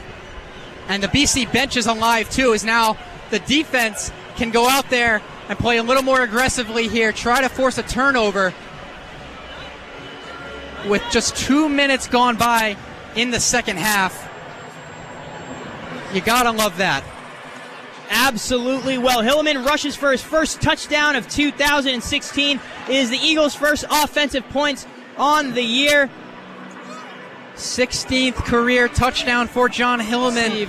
Another kick from Colton Lichtenberg. And the kick is up and away now as Green goes back to return. He will knee that down for the touchback, and Georgia Tech will start on their own 25-yard line here. As we mentioned, 13 minutes to go here. 7-7 ball game as you're listening to WZBC Sports on WZBC Newton 90.3 FM. We're in Dublin, Ireland right now. And boy, this game just got a lot closer. A few new faces on the BC defense. Zach Allen, Noah Merritt. Looks like they're getting a little more time than maybe we expected. Isaac Yiadom in there with McClary. Cameron Moore not on the field as of now. Usually one of their starting cornerbacks. Of course, the usual Schwab, Milano, Strahan trio at linebacker. It looks like we're not seeing the flex bone anymore as he has one man behind him. They're sending that's Green in motion, and he'll hand that off to Marcus Marshall, who will break it to about the 31-yard line. That's good for 6 yards. We'll get a 2nd and 4 coming up here for Georgia Tech. One thing Coach Paul Johnson has said about Marcus Marshall in the offseason, he's gotten a lot better in the film room. He thinks he understands the game a lot more now in his sophomore season. He was a little bit green last year, still put up good numbers. He's got raw talent, you can see it. But Johnson seems to think that his football IQ, so to speak, may be a little bit higher this year. Now we see Thomas. We'll get the snap from his man, Burden. They send the man in motion as they hand the ball off. That looks like that was Mills. Be taken down. And that was Marshall, pardon me, just short of the first down. It'll be about 3rd and inches here now for Georgia Tech. Yeah, running behind the left side of that line, that was Will Bryan at left guard and Freddie Burden, the 5th-year senior at center. He's the star of this O-line for Georgia Tech. He's on the Remington Award watch list for best center in college football. He's making his 27th straight start at center. That's over 2 seasons worth. and he's a mobile guy, which you need to be to play offensive line in this Yellow Jacket offense. Well, as you said, it'll be 3rd and 1 here for Georgia Tech as we have Thomas under center. He hands that ball off, and it looks like Marshall will just get pushed ahead. As you said, Will Bryan and Burton doing a great job up on the offensive line. That'll be just enough to move the chains for the Yellow Jackets as we'll get a 1st and 10 from their own 36-yard line. Yeah, nice second effort to make it clear that they had picked up that first down. BC limiting them to really just about a yard. See Schwab first one in there and help coming quickly. But just it's hard to make stops on 3rd down, and Georgia Tech really struggled in that department last year, looking to improve on it this year. Now back to the flex bone. They have a receiver on either side. Thomas takes a quick shot over to the right, throw, and that one will be a quick tackle there. It looks like that was Ricky June, only his 2nd catch of the day for him, and that one will be about a 5-yard gain. We'll bring up 2nd and 5 now for Georgia Tech. Yeah, just a wide receiver screen out there working on Gabe McClary.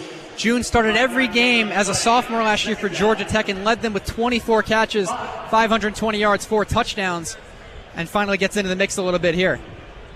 Now Thomas under center with 2 backs, and 1 A-back to his left, 1 B-back behind him. They send the man in motion, and now Thomas hands off to Marshall. Marshall's just tripped up there. Looks like that was that Goodapple or Ray Smith getting in on that one? I had Milano on that tackle, but regardless, a real ankle tackle, a pretty close call.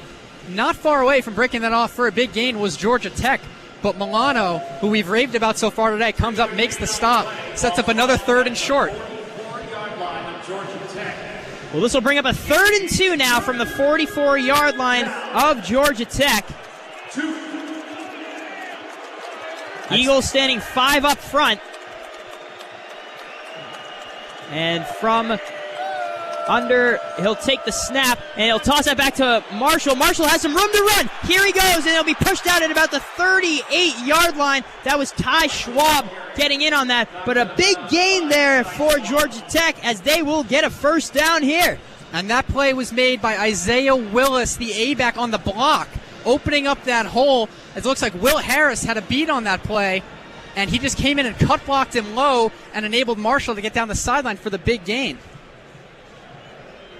The 1st and 10 here at the 38-yard line of Boston College. Now Georgia Tech in BC territory. Thomas has the A-back to his right, 1 B-back behind him. A little shovel over to Marshall, and he'll be eaten up there. Great job by Zach Allen, the defensive end, making sure that he saw daylight, and then it became darkness. Zach Allen getting playing time, as we said. A big guy, 6'5", 272.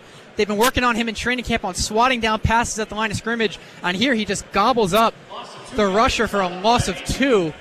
And as a sophomore, he's one of those young guys we talked about could become a breakout on this defense when he spells Kavalek and Landry. Well, now we see 1 B-back behind Thomas, 1, 2 A-back to his left. They send a man in motion. Thomas hands off. That is Mills who finds a seam, and the ball is out, and Boston College has recovered.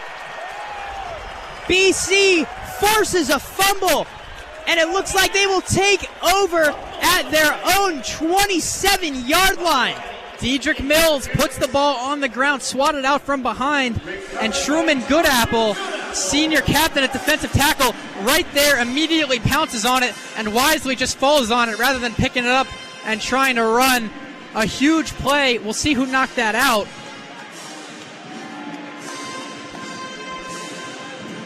Looks like it was John Johnson getting in there, putting his arm on that football, and that's the turnover we talked about. BC playing a little more aggressively and getting the ball back for the offense. So BC's first turnover to receive today. Capitalize on that. Let's see, they're just at the exact same spot they were on the Hilleman rush. Now we have Tolles out on the field, sends his man in motion in the eye. They have Hilleman as now Fadul is not out there as he makes a good block there as Hilleman gets stopped up at about the 28, and it looks like we'll get a 2nd and about 9 yards. You know, you talk in baseball about shutdown innings after a team scores. That was a shutdown possession by the BC defense. Offense scores, Georgia Tech starts to drive, gets near field goal range for Butker, and the defense gets the turnover. That's what's so special about them. They bend, but they certainly don't break, and they get the ball back for Tolles.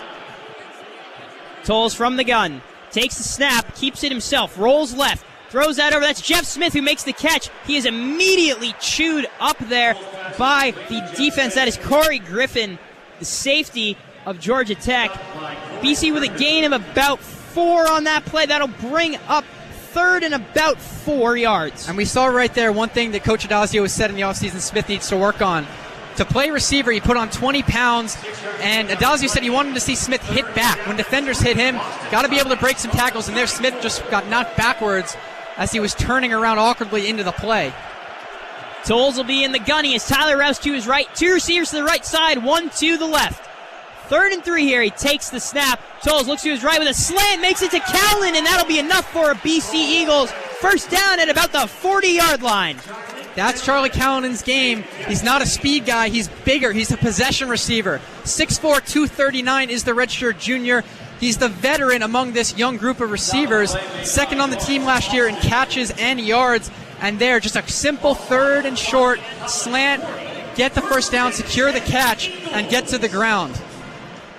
At the 40-yard line, it'll be 1st and 10 for the Eagles. We see Tolles line up once again in the gun. Tyler Rouse to his right.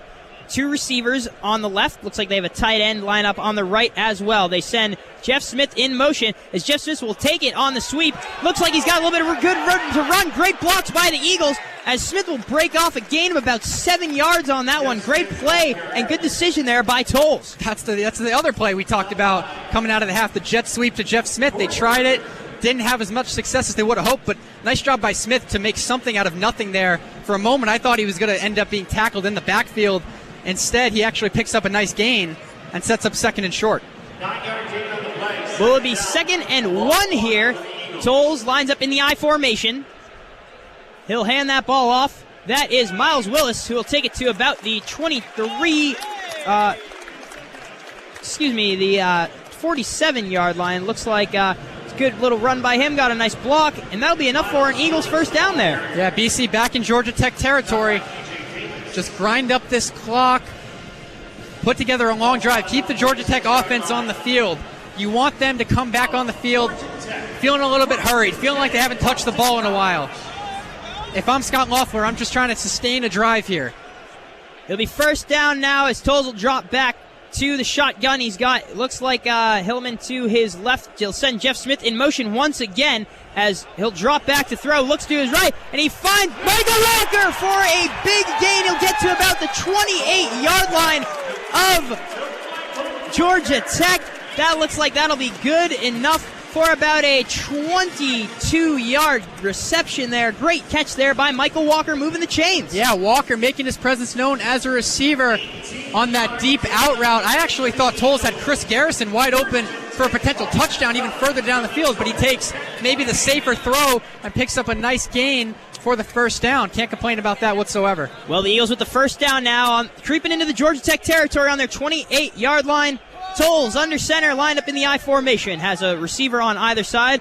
Tolles will take it back, hands that off to John Hilleman, who will be taken down at about the 26-yard line. Good for a gain of 2 on that play. Tackle made by Antonio Simmons. Right away, a momentum-stopping play for the Georgia Tech defense, just trying to slow BC down a little bit here. Stop them in their tracks at the 26. Well, BC's doing a great job of splitting between the passing and the rushing, which is something that we love to see from the Eagles offense. Tolles lines up in the I formation. They do have Hilleman out on the field, 1 receiver set to the left.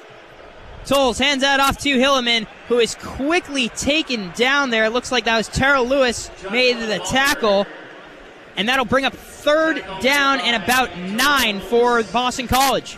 Yeah, Lewis getting in there, making the stop. So back-to-back runs go nowhere for BC. They're going to bring Walker back out and Jeff Smith as Giacone and Wolford, tight end and fullback respectively, check out. Looks like BC will be going to the air here.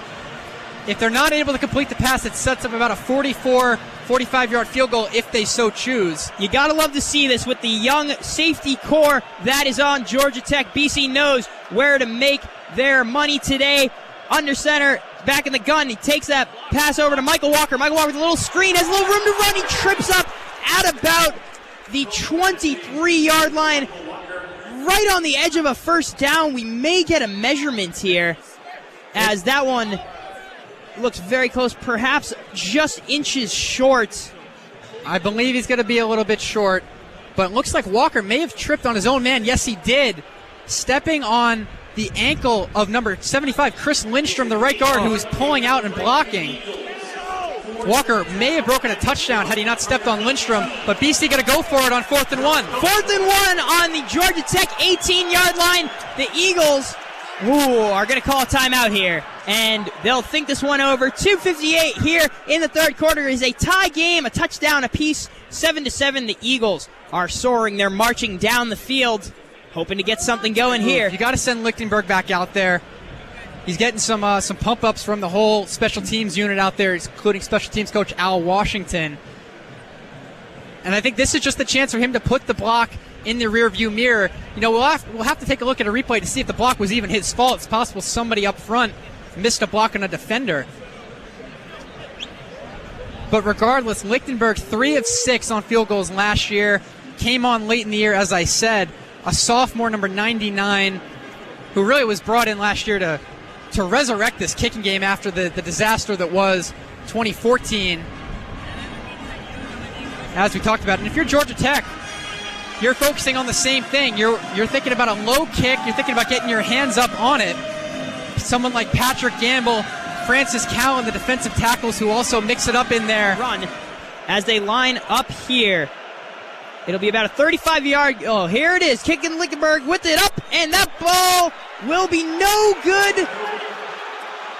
It'll be wide to the left, and that one will be a turnover on downs as the game remains tied. 2:53 to go here in the third. 7-7 is your score. Georgia Tech offense coming out. That's really tough. I mean, we had a lot of faith in Lichtenberg. I'm sure Coach Adazio did too. A makeable kick, especially with Tech thinking about a fake, not really sending everybody at him. Disappointing to see him miss that wide left. But back to work for the defense. Nothing new, as we've said. Tie game, 2:53 to play third quarter. And all they need to do is just get another stop and get the ball back to the offense after BC wasted that forced turnover. Well, Tech will come back out. It looks like they have abandoned their flex bone now, as Thomas has the A-back to his right, the B-back behind him, and he will hand off to the B-back in Marcus Marshall. Marshall will be taken down after a gain of about a yard. That'll bring up 2nd and 9 on their own 21-yard line of Georgia Tech. Yeah, Marshall just going down immediately, and a little shoving after the play by Gabe McClary and Brad Stewart, cornerback and receiver respectively, going down the field right in front of a ref, seeing if maybe they've been talking a little trash to each other all day. We haven't seen the receivers for Tech get too involved, as usual. Well, back to the flex bone we see Tech goes. Thomas under center. 4 BC men on the line. 1 man drops back to the 3-man rush. Thomas keeps himself, pitches that over. That's Green, will run up the side to the right and be pushed out of bounds at about the 26-yard line. Good for a gain of 5. That'll bring up a 3rd and 4 now for Georgia Tech. Yeah, it's a relatively short game, but that's how the triple option is supposed to work. BC bit on the first fake to the B-back going inside. You saw Goodapple collapse on him. They bit on the second fake to the first A-back, and then the pitch went to Green, the trailing A-back. Only picked up 5, as you said, Casey, but that's actually how Georgia Tech moves down the field. Well, they're going to need 4 if they want to get a first down here. They line up with an A-back to the left, 1 B-back behind, 2 receivers to the left, 5 men up on the line for Boston College, and it looks like we will get perhaps a timeout call by Georgia Tech. And we'll wait just a little longer. 1:35 to go here in the third quarter. It is 7-7. Yeah, each team using a timeout here to think over a crucial 3rd down or 4th down conversion opportunity. Georgia Tech really taking no chances here. They got to get everybody on the same page. And they're going to see if maybe Thomas and Paul Johnson on the sideline can cook up something to fool the defense, but he just looks a little shaky against a stout defense today. Well, they'll come back out. One A-back to the left, two receivers on the right. All right, left. Now Thomas under center. Watches the BC men come up. 1:35 to go here in the third quarter. Here's a snap. Thomas keeps it himself. Tries to get around a BC man. That's the defensive captain, John Johnson, making a big tackle there. And that'll bring up fourth down for Georgia Tech. Punting unit coming on. John Johnson, heck of a play. A solo tackle in open field to force a fourth down. We haven't gotten to talk much about him today.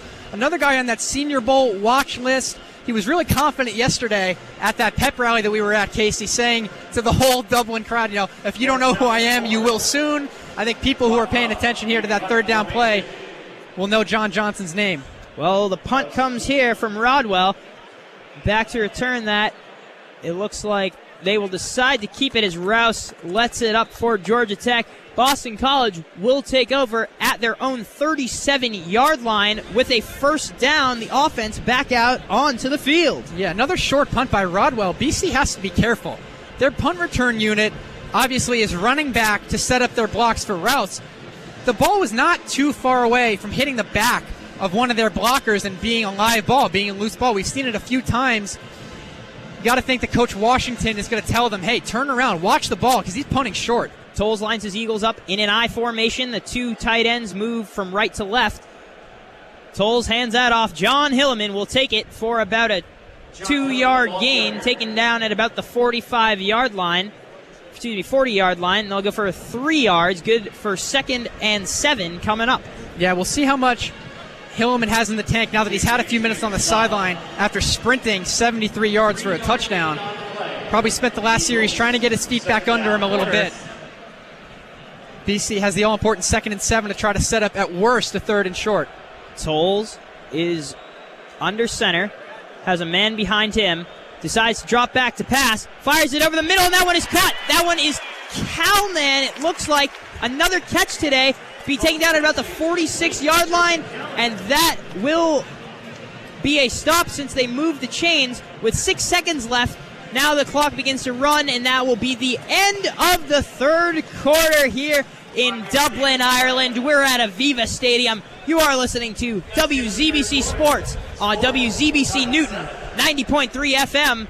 Tie game. We're heading into the fourth. It's going to be a really fun conference to watch this year. And don't sleep on Boston College, as in the second half they have certainly come out and asserted the team that they are. Marching down now with the beginning of the fourth quarter here.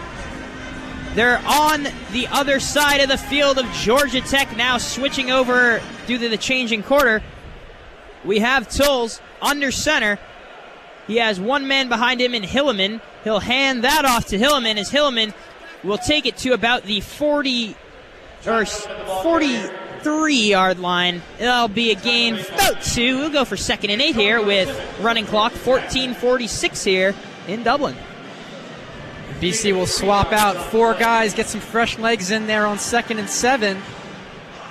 Willis heading into the game as well. Now come out in a little bit of a pistol here. BC coming out in the pistol, as you said, now switching over. Willis coming to the left of Tolles. Tolles will take the snap, hands it off to Willis, who runs to his right, finds a hole and takes it up to about the Georgia Tech 36-yard line. About a yard short of the first down. It'll be 3rd and about 1 now for the Eagles. Nice job by the center, John Baker, pulling on that run over to the right, looking for someone to hit. He eventually got P.J. Davis. Baker, a junior, started every game last year. The first 3 of them at left guard, and then was moved over to center where he started the final 9 games. 6'3", 298 pounds is John Baker. It'll be 3rd and 2 here, as Patrick Tolles lines up in the I formation. Sends his man Callan on his left in motion. He'll hand that off to Willis, who will get just about enough for a first down. It looks like it's going to be close. The refs are going to have to spot the ball. BC thinks they have it. Tech seems to be walking back a little bit, and that will be a first down for Boston College as they now may get move a measurement. close. We may be getting a measurement here. Oh, maybe not. Yeah, it looks like that's a okay. My mistake. They do give BC enough, to the dismay of Corey Griffin, who's played a really aggressive game at safety and very nearly made that stop in the backfield. But it is 1st and 10. I apologize. Now first down. All right, well, Tolles grabs his men together, and now they line up. Tolles under center. He's got Rouse behind him. They send the man Jeff Smith in motion. And here comes Tolles. Back to pass. Fires it out to the right, and that one is caught. That will be taken down inside the 10-yard line. That looks like that was Chris Garrison. Huge catch there, and it'll be 1st and goal, Boston College. Perfect throw by Patrick Tolles, one of the best he's made so far here today. Garrison just getting out along that right sideline, and the throw is over A.J. Gray, the safety, who is a step or two behind Garrison. Ball placed right on the money, on the numbers, and Garrison is able to drag it inside the 10. So it'll be 1st and goal at the 9-yard line of Georgia Tech for Boston College. Patrick Tolles lines up under center behind Baker. He's got the I formation, hands that one off to Rouse. Rouse runs into the pile, takes it up about 3 yards, pushed back a little, but it looks like they'll give him forward progress to about the 6-7 line in between there, and we'll get a 2nd and goal coming up. Yeah, Garrison will check back in for Callanan. Sets up an interesting play call here. 2nd and goal from the 6. Does BC stay on the ground and try to push it inside the 5? Or do they go to the air right here rather than waiting for 3rd down where it might be a bit more obvious? My bet is they go play action here. That would not be a bad call by them as Tolles lines up in the I formation as we have seen him do so many times today. Drops back to pass with that play action, looks over to his right, fires into the end zone, and that one will be just out of bounds. Oh, that was a close one. It looks like that was Tommy Sweeney who caught it just out of the end zone. And that'll bring up 3rd and goal at the 6-yard line for Boston College. Yeah, there was the play action we were talking about. Tolles lofts it up, and not a bad throw. He put it where only his receiver could get it. That's Ben Glines, redshirt freshman, who BC has high hopes for, getting his first taste of action here today. And now 3rd and 6. I guess you have to go back to the air as Lichtenberg gets ready for a potential field goal try. Well, we have Tolles from the gun. 2 receivers to his right, or his left, 1 on his right. Here's the snap. Tolles looks to his left. Keeps it instead. He'll run it in for a touchdown! Boston College scores on the Patrick Tolles rushing touchdown. It is 13-7 Boston College. Patrick Tolles keeping the play alive with his feet. A Tony Romo-esque play. Gets some pressure, no one open, just rolls out and makes something happen with his feet, extending the play. That's something BC lacked last year. You didn't see a lot of it from Flutie and Smith and Fadul. That's what Tolles brings, that experience. Didn't give up on the play, didn't throw it out of bounds. He's been a whole different quarterback here in the second half to me, Casey. To make it a touchdown, 7-point lead. Jeff Smith out to hold for Colton Lichtenberg. Here's the kick. It's up, and the extra point attempt is good. 14-7 Boston College as they take their first lead of the day with 11:46 to go here in the 4th quarter. Oh boy, the BC defense with a lead. I wouldn't want to be Justin Thomas right now. I really wouldn't. I mean, an offense that's predicated on running the ball and long drives, the triple option, it's exactly where you don't want to be. You don't want to be trailing in the 4th quarter, particularly against a defense as stout as this one. Paul Johnson and co have their work cut out for them here. As For Boston rings through the crowd, we have the plethora of Boston College faithful and alumni behind us chanting along to one of the greatest fight songs in the country as BC takes the lead. Now it's their defense coming in. They will be kicking right to left across your radio dial. This is WZBC Sports on WZBC Newton 90.3 FM. I'm Casey Hague with Anthony Iati. Steve, huge thanks in the studio as Lichtenberg kicks it away. J.J. Green will retrieve that one, and he will take it out from his own 15-yard line. Here he comes, finds a little hole, and that one will be a big tackle by John Johnson. Georgia Tech will get that to about the 31-yard line, where the offense will take over from there. John Johnson really having a strong second half as well on special teams. That's twice now he's made a bit of an open field tackle on the kick return unit, saving possibly a big play. A short kick by Lichtenberg didn't really give BC much to work with there. So Georgia Tech starts on the 32, and let's watch to see how composed they are, trailing for the first time this game and obviously this season. There is a lot of experience on the offense, at least in the form of Thomas. Back to basics here with the flex bone as Thomas drops back to pass, looks to his left, now looks right, fires it down the field, and that one will be well over the head of Ricky June, and that will be incomplete. It'll bring up 2nd and 10 now for the Yellow Jackets. A poor throw by Thomas, but he did make the right read. No one was open on the left side. BC had the coverage locked down, so he went to the only one-on-one matchup on the field. June working against Isaac Iati, but the throw was just a little awkward, a little wobbly coming out of his hand and over the head of everybody. Surprised Thomas didn't try to tuck it and run. Well, now it'll be 2nd and 10 here as they line up. One right A back to the right, one B back behind Thomas. Look to his right, he'll get some man in motion, takes a snap from Burden, hands it off, and that one will just be a quick stop for Dedrick Mills. Stopped right in his tracks. Looks like it'll be a gain of about half a yard on that one. That'll bring up, it looks like a loss of a yard. Instead, 3rd and 11. Good Apple making a big tackle there. And it'll bring up 3rd down. Yeah, Good Apple not fooled whatsoever by that play. It seemed like everyone else on the defense was waiting for a pitch, waiting for Thomas to pull that ball out and take it himself. But Good Apple knew where the ball was, and he made the stop. We're getting pretty loud here in Aviva Stadium as Thomas drops back to pass on 3rd down. Looks to his left, fires that one. It'll be caught for a 1st down. It looks like Brad Stewart, the receiver on his left side, making a big catch at the 45-yard line of Georgia Tech, enough to move the chains. Yeah, nice play by Brad Stewart working on John Johnson. A 3rd down conversion for Thomas that they needed to get them going, get them near midfield. Stewart, a sophomore, building off a season last year with 7 catches for 93 yards.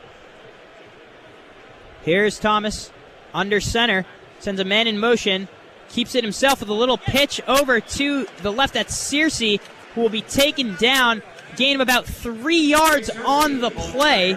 Looks like that tackle was made by Ty Schwab, or Cameron Mora, excuse me, as that'll bring up 2nd and 7 now for Tech. It's really pleasing to see that the BC defense is playing exactly the same way they have all game. They're not getting too over-aggressive. They're playing the way they know how, with this lead, knowing that they can be a little conservative or dial it up on 3rd down as we saw them do a few plays ago, but just continuing to string out plays to the sideline. 2nd and 7, 2 receivers to the right. They have an A back on the right and one B back behind.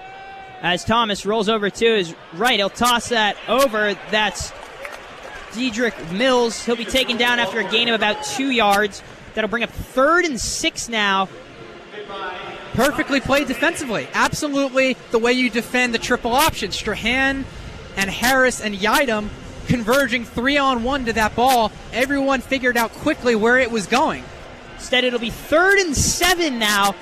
Boston College defense with another chance on 3rd down to stop the surging Jackets. BC going with only 3 down linemen here. Thomas under center. A back to his left, one B back behind him, 2 receivers on the left. He'll roll over to his left, looks to pass, fires that one, and that is broken up. A great job intended for Brad Stewart, and it looks like we'll get a flag on the field. That's got to be either. That's Cameron Moore, it looks like. Wow. Pass interference on the defense. We're going to have to take another look. I thought the play was clean. I tend to err on the side of letting the players play. I don't think that Moore really impeded him from making the catch. The referees obviously saw it otherwise, but that is a crushing 1st down via penalty allowed by the Boston College defense. Well, they'll take over now on 1st down into the Boston College territory at the 45-yard line. Tech lines up 2 receivers to the right, 1 B back behind, send the A back in motion. Thomas rolls out to his right. He'll decide to keep it now. Instead, Boston College, Connor Strahan making a big tackle there. Looks like the ball came out. Good job by Strahan getting to the quarterback. It would be a 5-yard gain. Strahan comes up out of the pile with it, but it looks like that will be a down ball. It'll be 2nd and 5 now for Georgia Tech. Yeah, the referee immediately signaled that Thomas was down before that ball came out. He's not really getting much of an argument from the BC sideline or the defense. So it's a gain of 5. As we get a look at the replay here, looks like the correct call to me. The knee was down well before the ball came out. Now we'll get a 2nd and 5. Thomas under center, A back to his left, hands off to his B back, and then he'll be broken off for a run. That's Dedrick Mills, who will be taken down by BC, but not before he gains 30 yards on that play up to the 20-yard line. And now that will be a big play there as Georgia Tech enters the BC red zone. Dedrick Mills, true freshman, trying to atone for his fumble earlier. Enrolled early at Georgia Tech in January of this year, but this is his first game action. A high school standout at linebacker as well as running back. 5'10", 217, a thicker guy, busting up the middle there, breaking a tackle. All right, it looks like we have a man in motion for Georgia Tech as Thomas hands that one off again. That looks like that was Mills, and he'll be tripped up, gain of about a yard. Zach Allen coming in to trip him up. I haven't seen Harold Landry on the field in the second half. I don't know about you, Casey, but Allen seems to be getting all the time, whether that's due to injury or just a coach's decision, and he's playing really well. Yeah, I really like Zach Allen. He's doing a fantastic job up on the DN spot.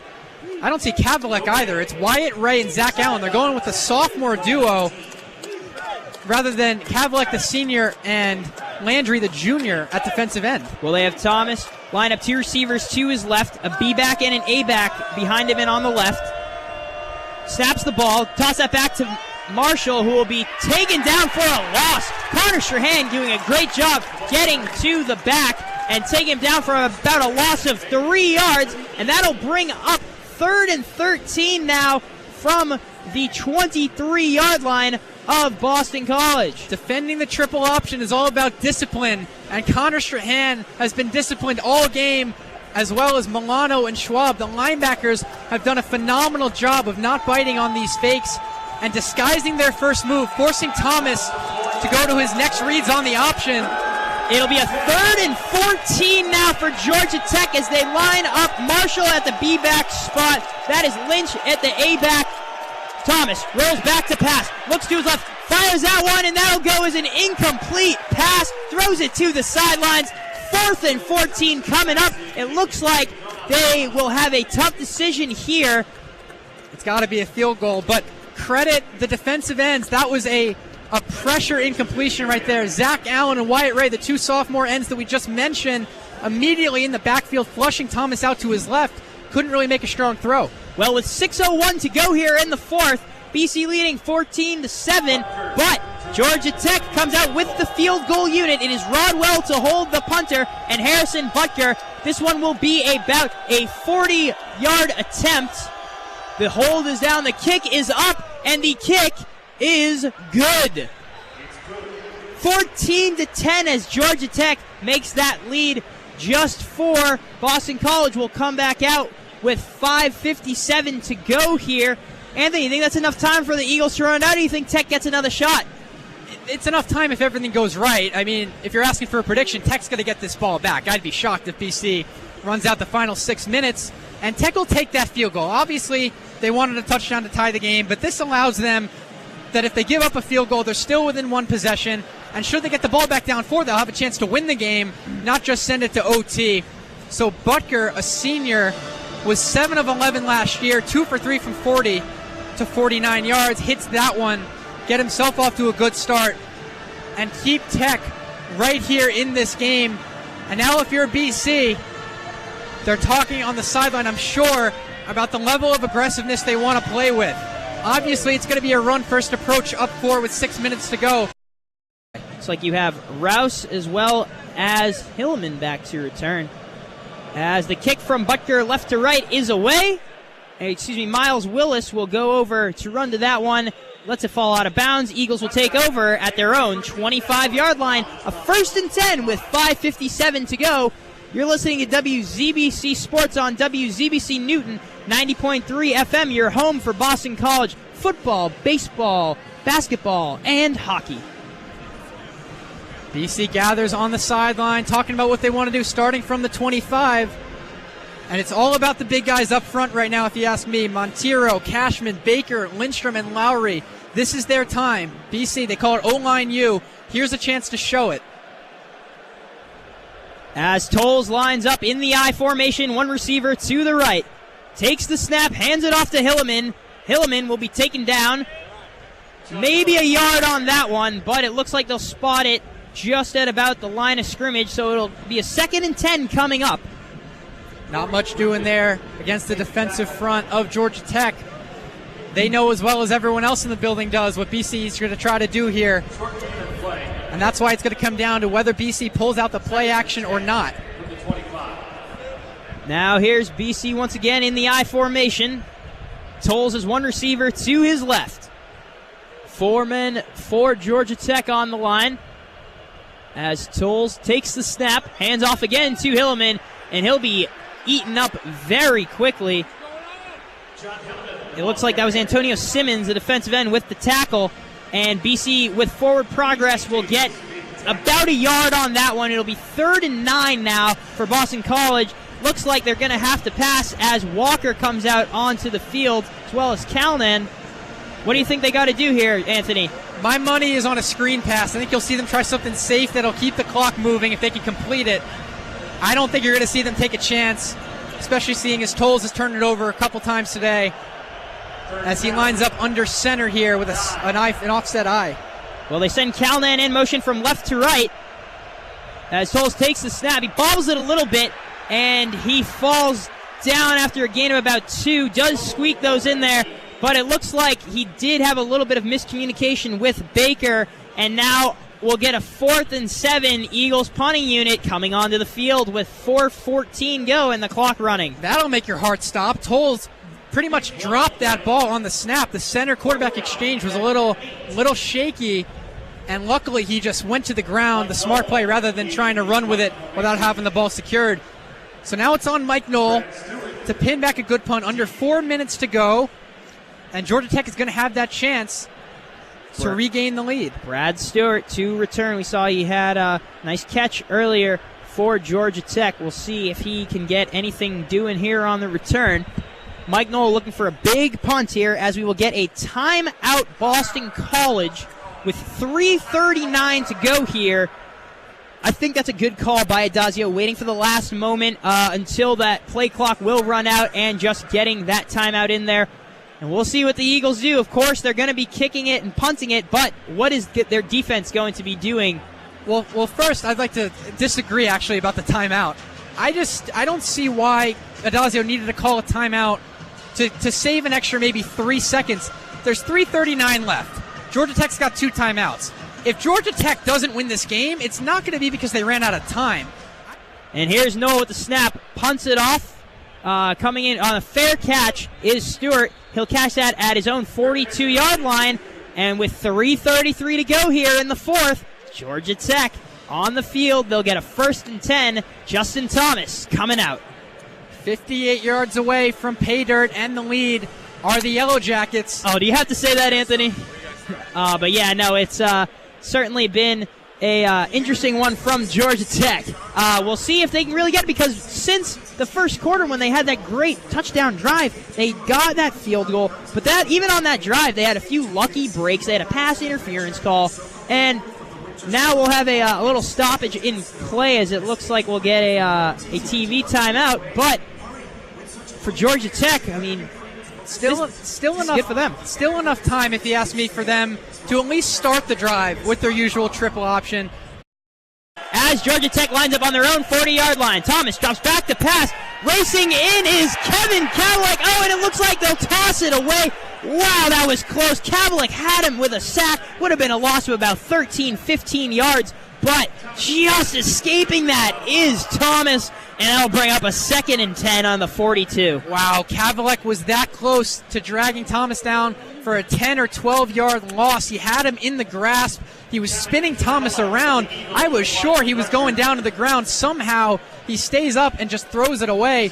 Nice play by the 5th-year senior, Justin Thomas. All right, well, they are out of the flex bone formation. One receiver to either side. Thomas will send a man in motion, takes a snap from Burden, keeps it himself. Oh, and a great job there by Matt Milano to sack the cornerback and take that back about 8 yards. It looks like that'll bring about a 3rd and 18 or so for Georgia Tech, and Boston College's defense really making this tough for the Yellow Jackets. If it's not one guy, it's someone else on this BC defense. Cavalek couldn't get the sack. Milano finishes the job. Heck of a play. 10-yard loss. It'll be 3rd and 20 here from their own 32-yard line, for Georgia Tech as they look back to pass. Thomas looks over to his right, fires it down, and that one will go incomplete, intended for Ricky June, and that'll bring up 4th and 20 for Georgia Tech with 2:45 to go here in the 4th. Really nice coverage by Cameron Moore. Had some help from Gabriel McClary as well, staying with the play. Not too much contact on June, knowing just let the ball fall and complete. Don't try to make a play on the ball. It's 4th and 20, and it's going to come down to a bit of a prayer here for Tech, although they do have 2 timeouts left. Should they turn this over to BC? Now, I'm a little bit surprised they are going for it here. I would think with 2:45, that's enough to still get the ball back. I probably would have punted as well. A 4th and 20, and here they go from their own 32-yard line. Here it is. Thomas back to pass, looks to his right. He fires it over the middle, and that ball is caught for a 1st down. Wow! Quay Searcy making another tremendous catch for Georgia Tech, and that will move the chains. A 24-yard reception for Quay Searcy as Georgia Tech keeps themselves alive. It's safe to say we didn't see that one coming. Working on Will Harris, the safety for BC. A huge play again by Searcy. Quick back to that flex bone formation as Thomas keeps it himself with a little pitch over to Searcy. Searcy running to the left side. It'll be pushed out of bounds by John Johnson. That'll get to about the line of scrimmage. It'll stop the clock, however, with 2:13. It'll be about 2nd and 10 now for Georgia Tech. They're at about the BC 47-yard line, really creeping up, though, into BC territory. And that play was a little nerve-wracking as well. BC really bit on the fake. Good apple just slamming the B back, but the pitch went to the A back, Searcy. Going to the corner. BC lucky that Johnson ran him out of bounds. 2 receivers to the right, 1 B back behind him. Thomas looks to his right, tosses that just far, intended there for Dedrick Mills. He had a little bit of room to run, easily could have got the 1st down, but Thomas gripped that ball a little too tight, and it went right over the head there of Mills. Yeah, you said it best. I think he gripped it a little too tight there. 3rd down coming up, 1:55 to go. And BC's going to have another chance to lock it down here. Now you know it's 4-down territory. If they went for it on 4th and 20, then anything's possible with under 2 minutes to go. Yeah, I think so they've got to make 2 more stops. Tech on this one knows they just want to get 5 yards or so. I don't think they're going for the big one because they're going on 4th down. There's no question. They have a flex bone set up for them right now as Thomas drops back to pass again. Fires over to his right, and that ball is caught once again. That's Ricky June. He'll take it to about the 20-yard line where he's finally brought down there by William Harris, and that'll be another 1st down as Georgia Tech continues to march up the field. If we had another moment before the snap, I was going to say, watch the single coverage. Cameron Moore on an island against June. As soon as the ball was snapped, Thomas looked right at June, didn't hesitate, made the throw. Moore fell down, but thank goodness for BC, Harris came over to make the stop at the 20. Well, now creeping up into the red zone are Georgia Tech. They have 1 single back set behind in the eye. Thomas keeps it himself, runs over to the left, and he has room to run, and he'll take it about a 7 to 8 yard gain there. It creeps up to the 12-yard line of Boston College. It'll be 2nd and 2. The clock is running. There is 1:14 to go here in the game. A 4-point lead Boston College desperately holding on to. Boy, this may come down to a possible goal line stand. Georgia Tech needing a touchdown, 12 yards away, 2nd and 2.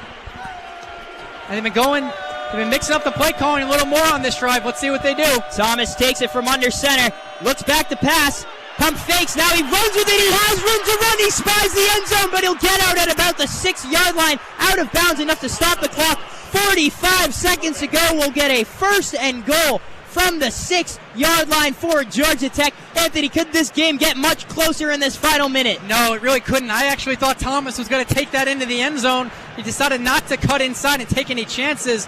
Probably the wise move, getting a 1st and goal from the 6. Clock is running here. Tech does have 2 timeouts, but 30 seconds to go. And now the referees are going to come in and stop this clock. Now at 23 seconds, it still stops. There we go, 23 seconds. Yeah, they're going to put some time back on, I'd imagine. They haven't signaled that Tech called the timeout yet, but that is the natural move. I'm not sure why they didn't call one earlier. Everyone on their feet here in Aviva Stadium. We're in Dublin, Ireland. This is the final minute now as we get a timeout here. Looks like Georgia Tech. No, it looks like they'll think things over. Perhaps not a timeout as the refs do come together. They're talking about perhaps how much time needs to go back on. Yeah, I believe so. We didn't really get a clear explanation that we could. Lined up in the I formation is Georgia Tech. They send their man Lynch in motion. Hands the ball off to Mills, and he's stopped. Gains about a yard or 2. They'll probably spot that at about the 4-yard line. So we'll get a timeout here as well. Looks like from Georgia Tech. 39 seconds left. It'll be a 2nd and goal to go from about the 4-yard line. Yeah, BC will take that. That's a good 1st down outcome for them. Minimal gain. Make Tech use one of their timeouts. It's just one play at a time here. You can't get 4 stops in one play. One play at a time. Just protect that goal line. Keep them out of the end zone any way you know how. And just 3 more. That's all they need. One at a time. BC, we know, has had some big goal line stops in the past, of course. They're going to need one right now. With 39 seconds to go, they have a 4-point lead here in Dublin, Ireland, as the defense collects itself, heads back out onto the field after consulting Coach Adazio, the coaching staff. Georgia Tech does the same.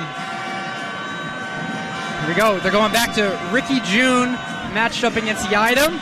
And other than that, looks like a bunch formation for Tech. Only that one receiver split out wide to the right. Looks like they're back in that flex bone formation as Justin Thomas is under center. One receiver to the right. He'll pitch it over to the left, and that one will be carried in for the touchdown. Dedrick Mills scores for Georgia Tech with 35 seconds to go.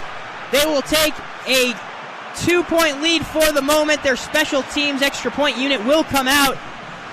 And does that sure sink the hearts of some Boston College fans here? 35 seconds, I would argue, is enough to run a few plays, though, Anthony. Get down to field goal territory. It is. It's a little hard to be optimistic with the struggles of the BC kicking game so far today, but it's not over yet. I really like that play call by Georgia Tech. If we're being honest, I think that was the move. Pitch it outside. BC was all ready to plug up the gaps on that line. They pitch it outside to Mills, and he just gets the corner and gets in fairly easily. BC's played that run so well so far. Actually, they are going to take a look at this. Actually, closer than I thought, but I think he did break the plane. It looks like he broke the plane before his knee touched down. And I think Boston College perhaps should have seen with the bunch over to the right, having the receiver on the right side, the complete open left side. Perhaps they could have gone over to the left.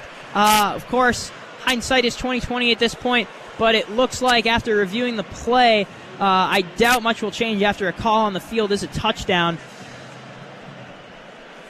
So extra point pending here. And the ruling on the field is confirmed. It is a touchdown for Georgia Tech. Dedrick Mills scoring his first touchdown of the season for Georgia Tech. Harrison Butker will come out to kick. Rodwell, the punter, will hold. This will be very important now for Georgia Tech. And here they line it up for Butker. Here's the hold. The kick is up, and the extra point attempt is good. 17-14 with 35 seconds to go. The Eagles need a rally here. Toss on those rally caps. Boy, I keep thinking back to 4th and 20. Gutsy call by Paul Johnson. We both thought that with over 2.5 minutes to go, they had enough time to punt the ball away and use those 2 timeouts that they had to their advantage and pin BC deep. He goes for it, and takes a shot against this secondary that I really didn't expect. And Will Harris gave up the completion. Then it was a big play down the right sideline to June against Cameron Moore. And that's just a really deflating drive for the BC defense. I thought all game they played the triple option really well. They limited what Georgia Tech could do. The Yellow Jackets hurt the Eagles a few times in the air, but that's to be expected when you're geared up to play the run. It's just deflating to see Georgia Tech score the go-ahead touchdown on a classic triple option pitch to the left. So down by 3, 35 seconds to go. It starts with a return. It starts with getting some field position here.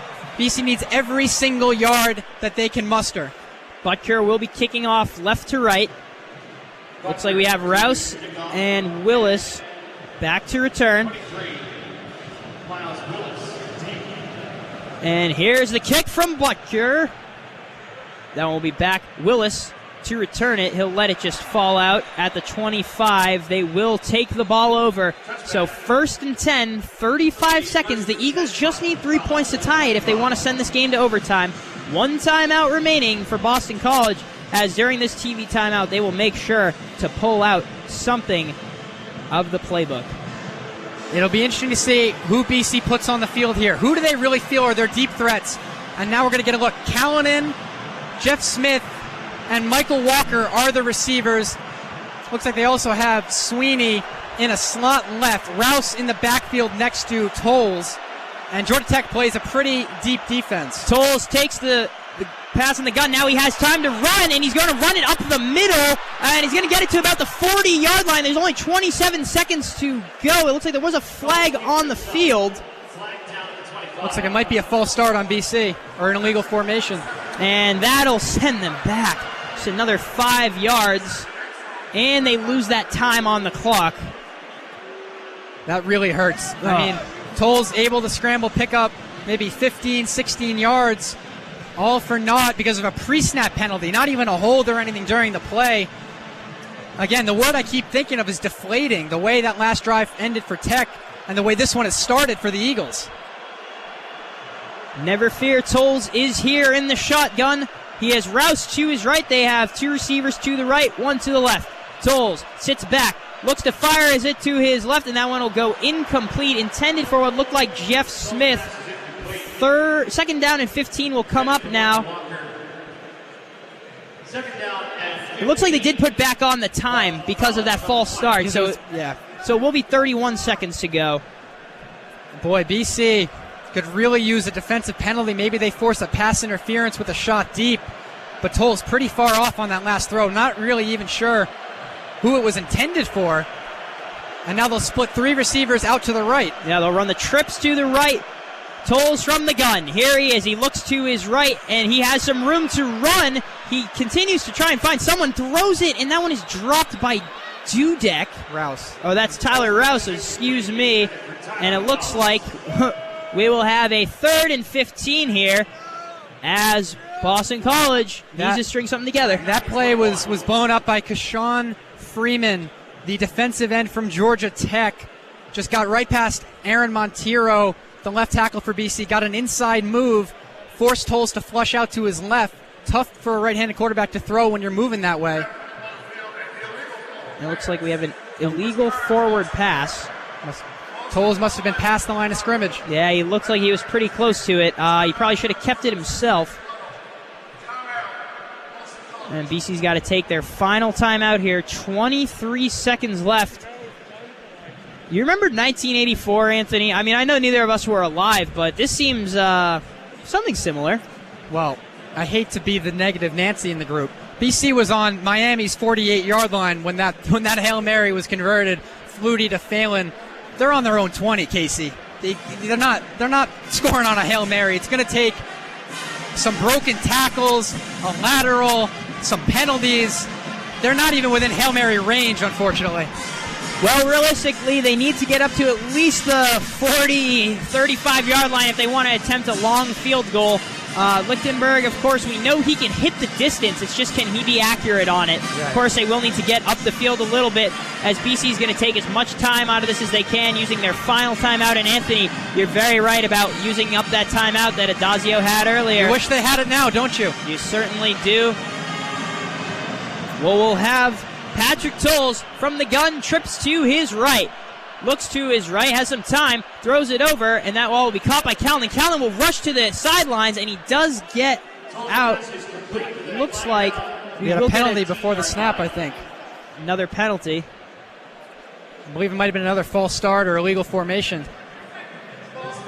False start on the offense. Well, seems like BC's killing themselves with penalties, unfortunately. That's going to go against the right tackle, Jimmy Lowry, and BC continues to move backwards.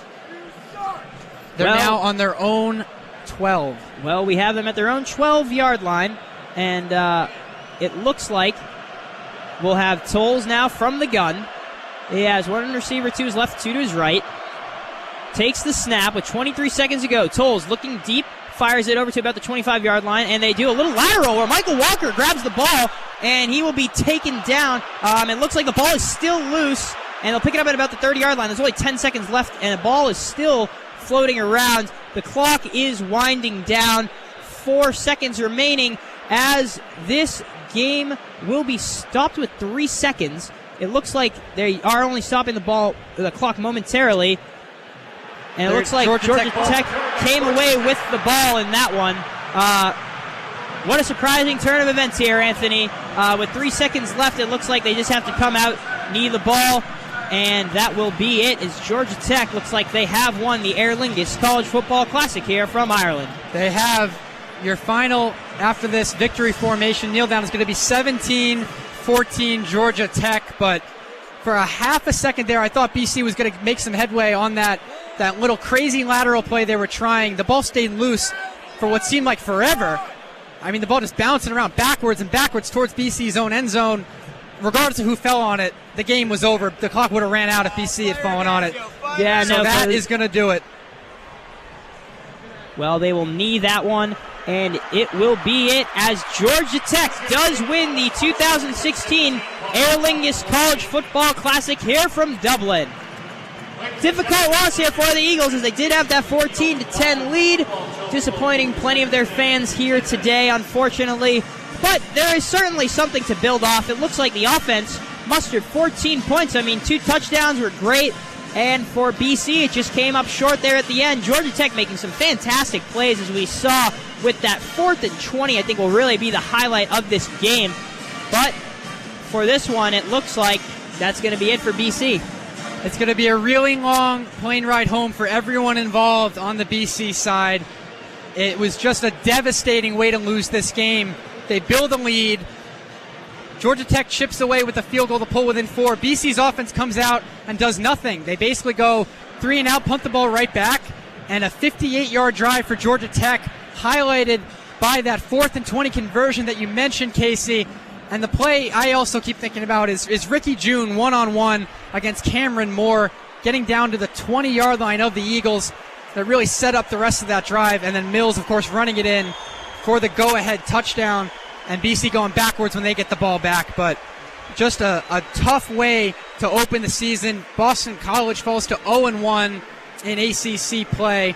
Yes, the offense showed signs of life, but when it mattered, they couldn't ice the game away on the ground. Georgia Tech knew they had to come out and stop the run at the end of the game, and they were able to do it. Give them credit. Give Justin Thomas credit for making some plays down the stretch. And this is going to be a good start to the year for Tech. 1-0 are the Coastal Division. Georgia Tech Yellow Jackets and BC will head home and face UMass next Saturday at Gillette Stadium. Tech heads home. They'll face Mercer in one of those FCS games that most teams start off with. Yeah, of course, we see UMass Amherst next week. I think should be a great game. As you mentioned, Gillette Stadium. We will be there. You can hear the broadcast. It kicks off at 12 noon next Saturday on WZBC 90.3 and online at WZBC.org. Of course, for Georgia Tech, this is a big win, their first win in Ireland. Of course, BC now moves to 1-1 all-time here in Ireland. Of course, it was a great time. Anthony, I know about you. I had a fantastic time these past 3 days.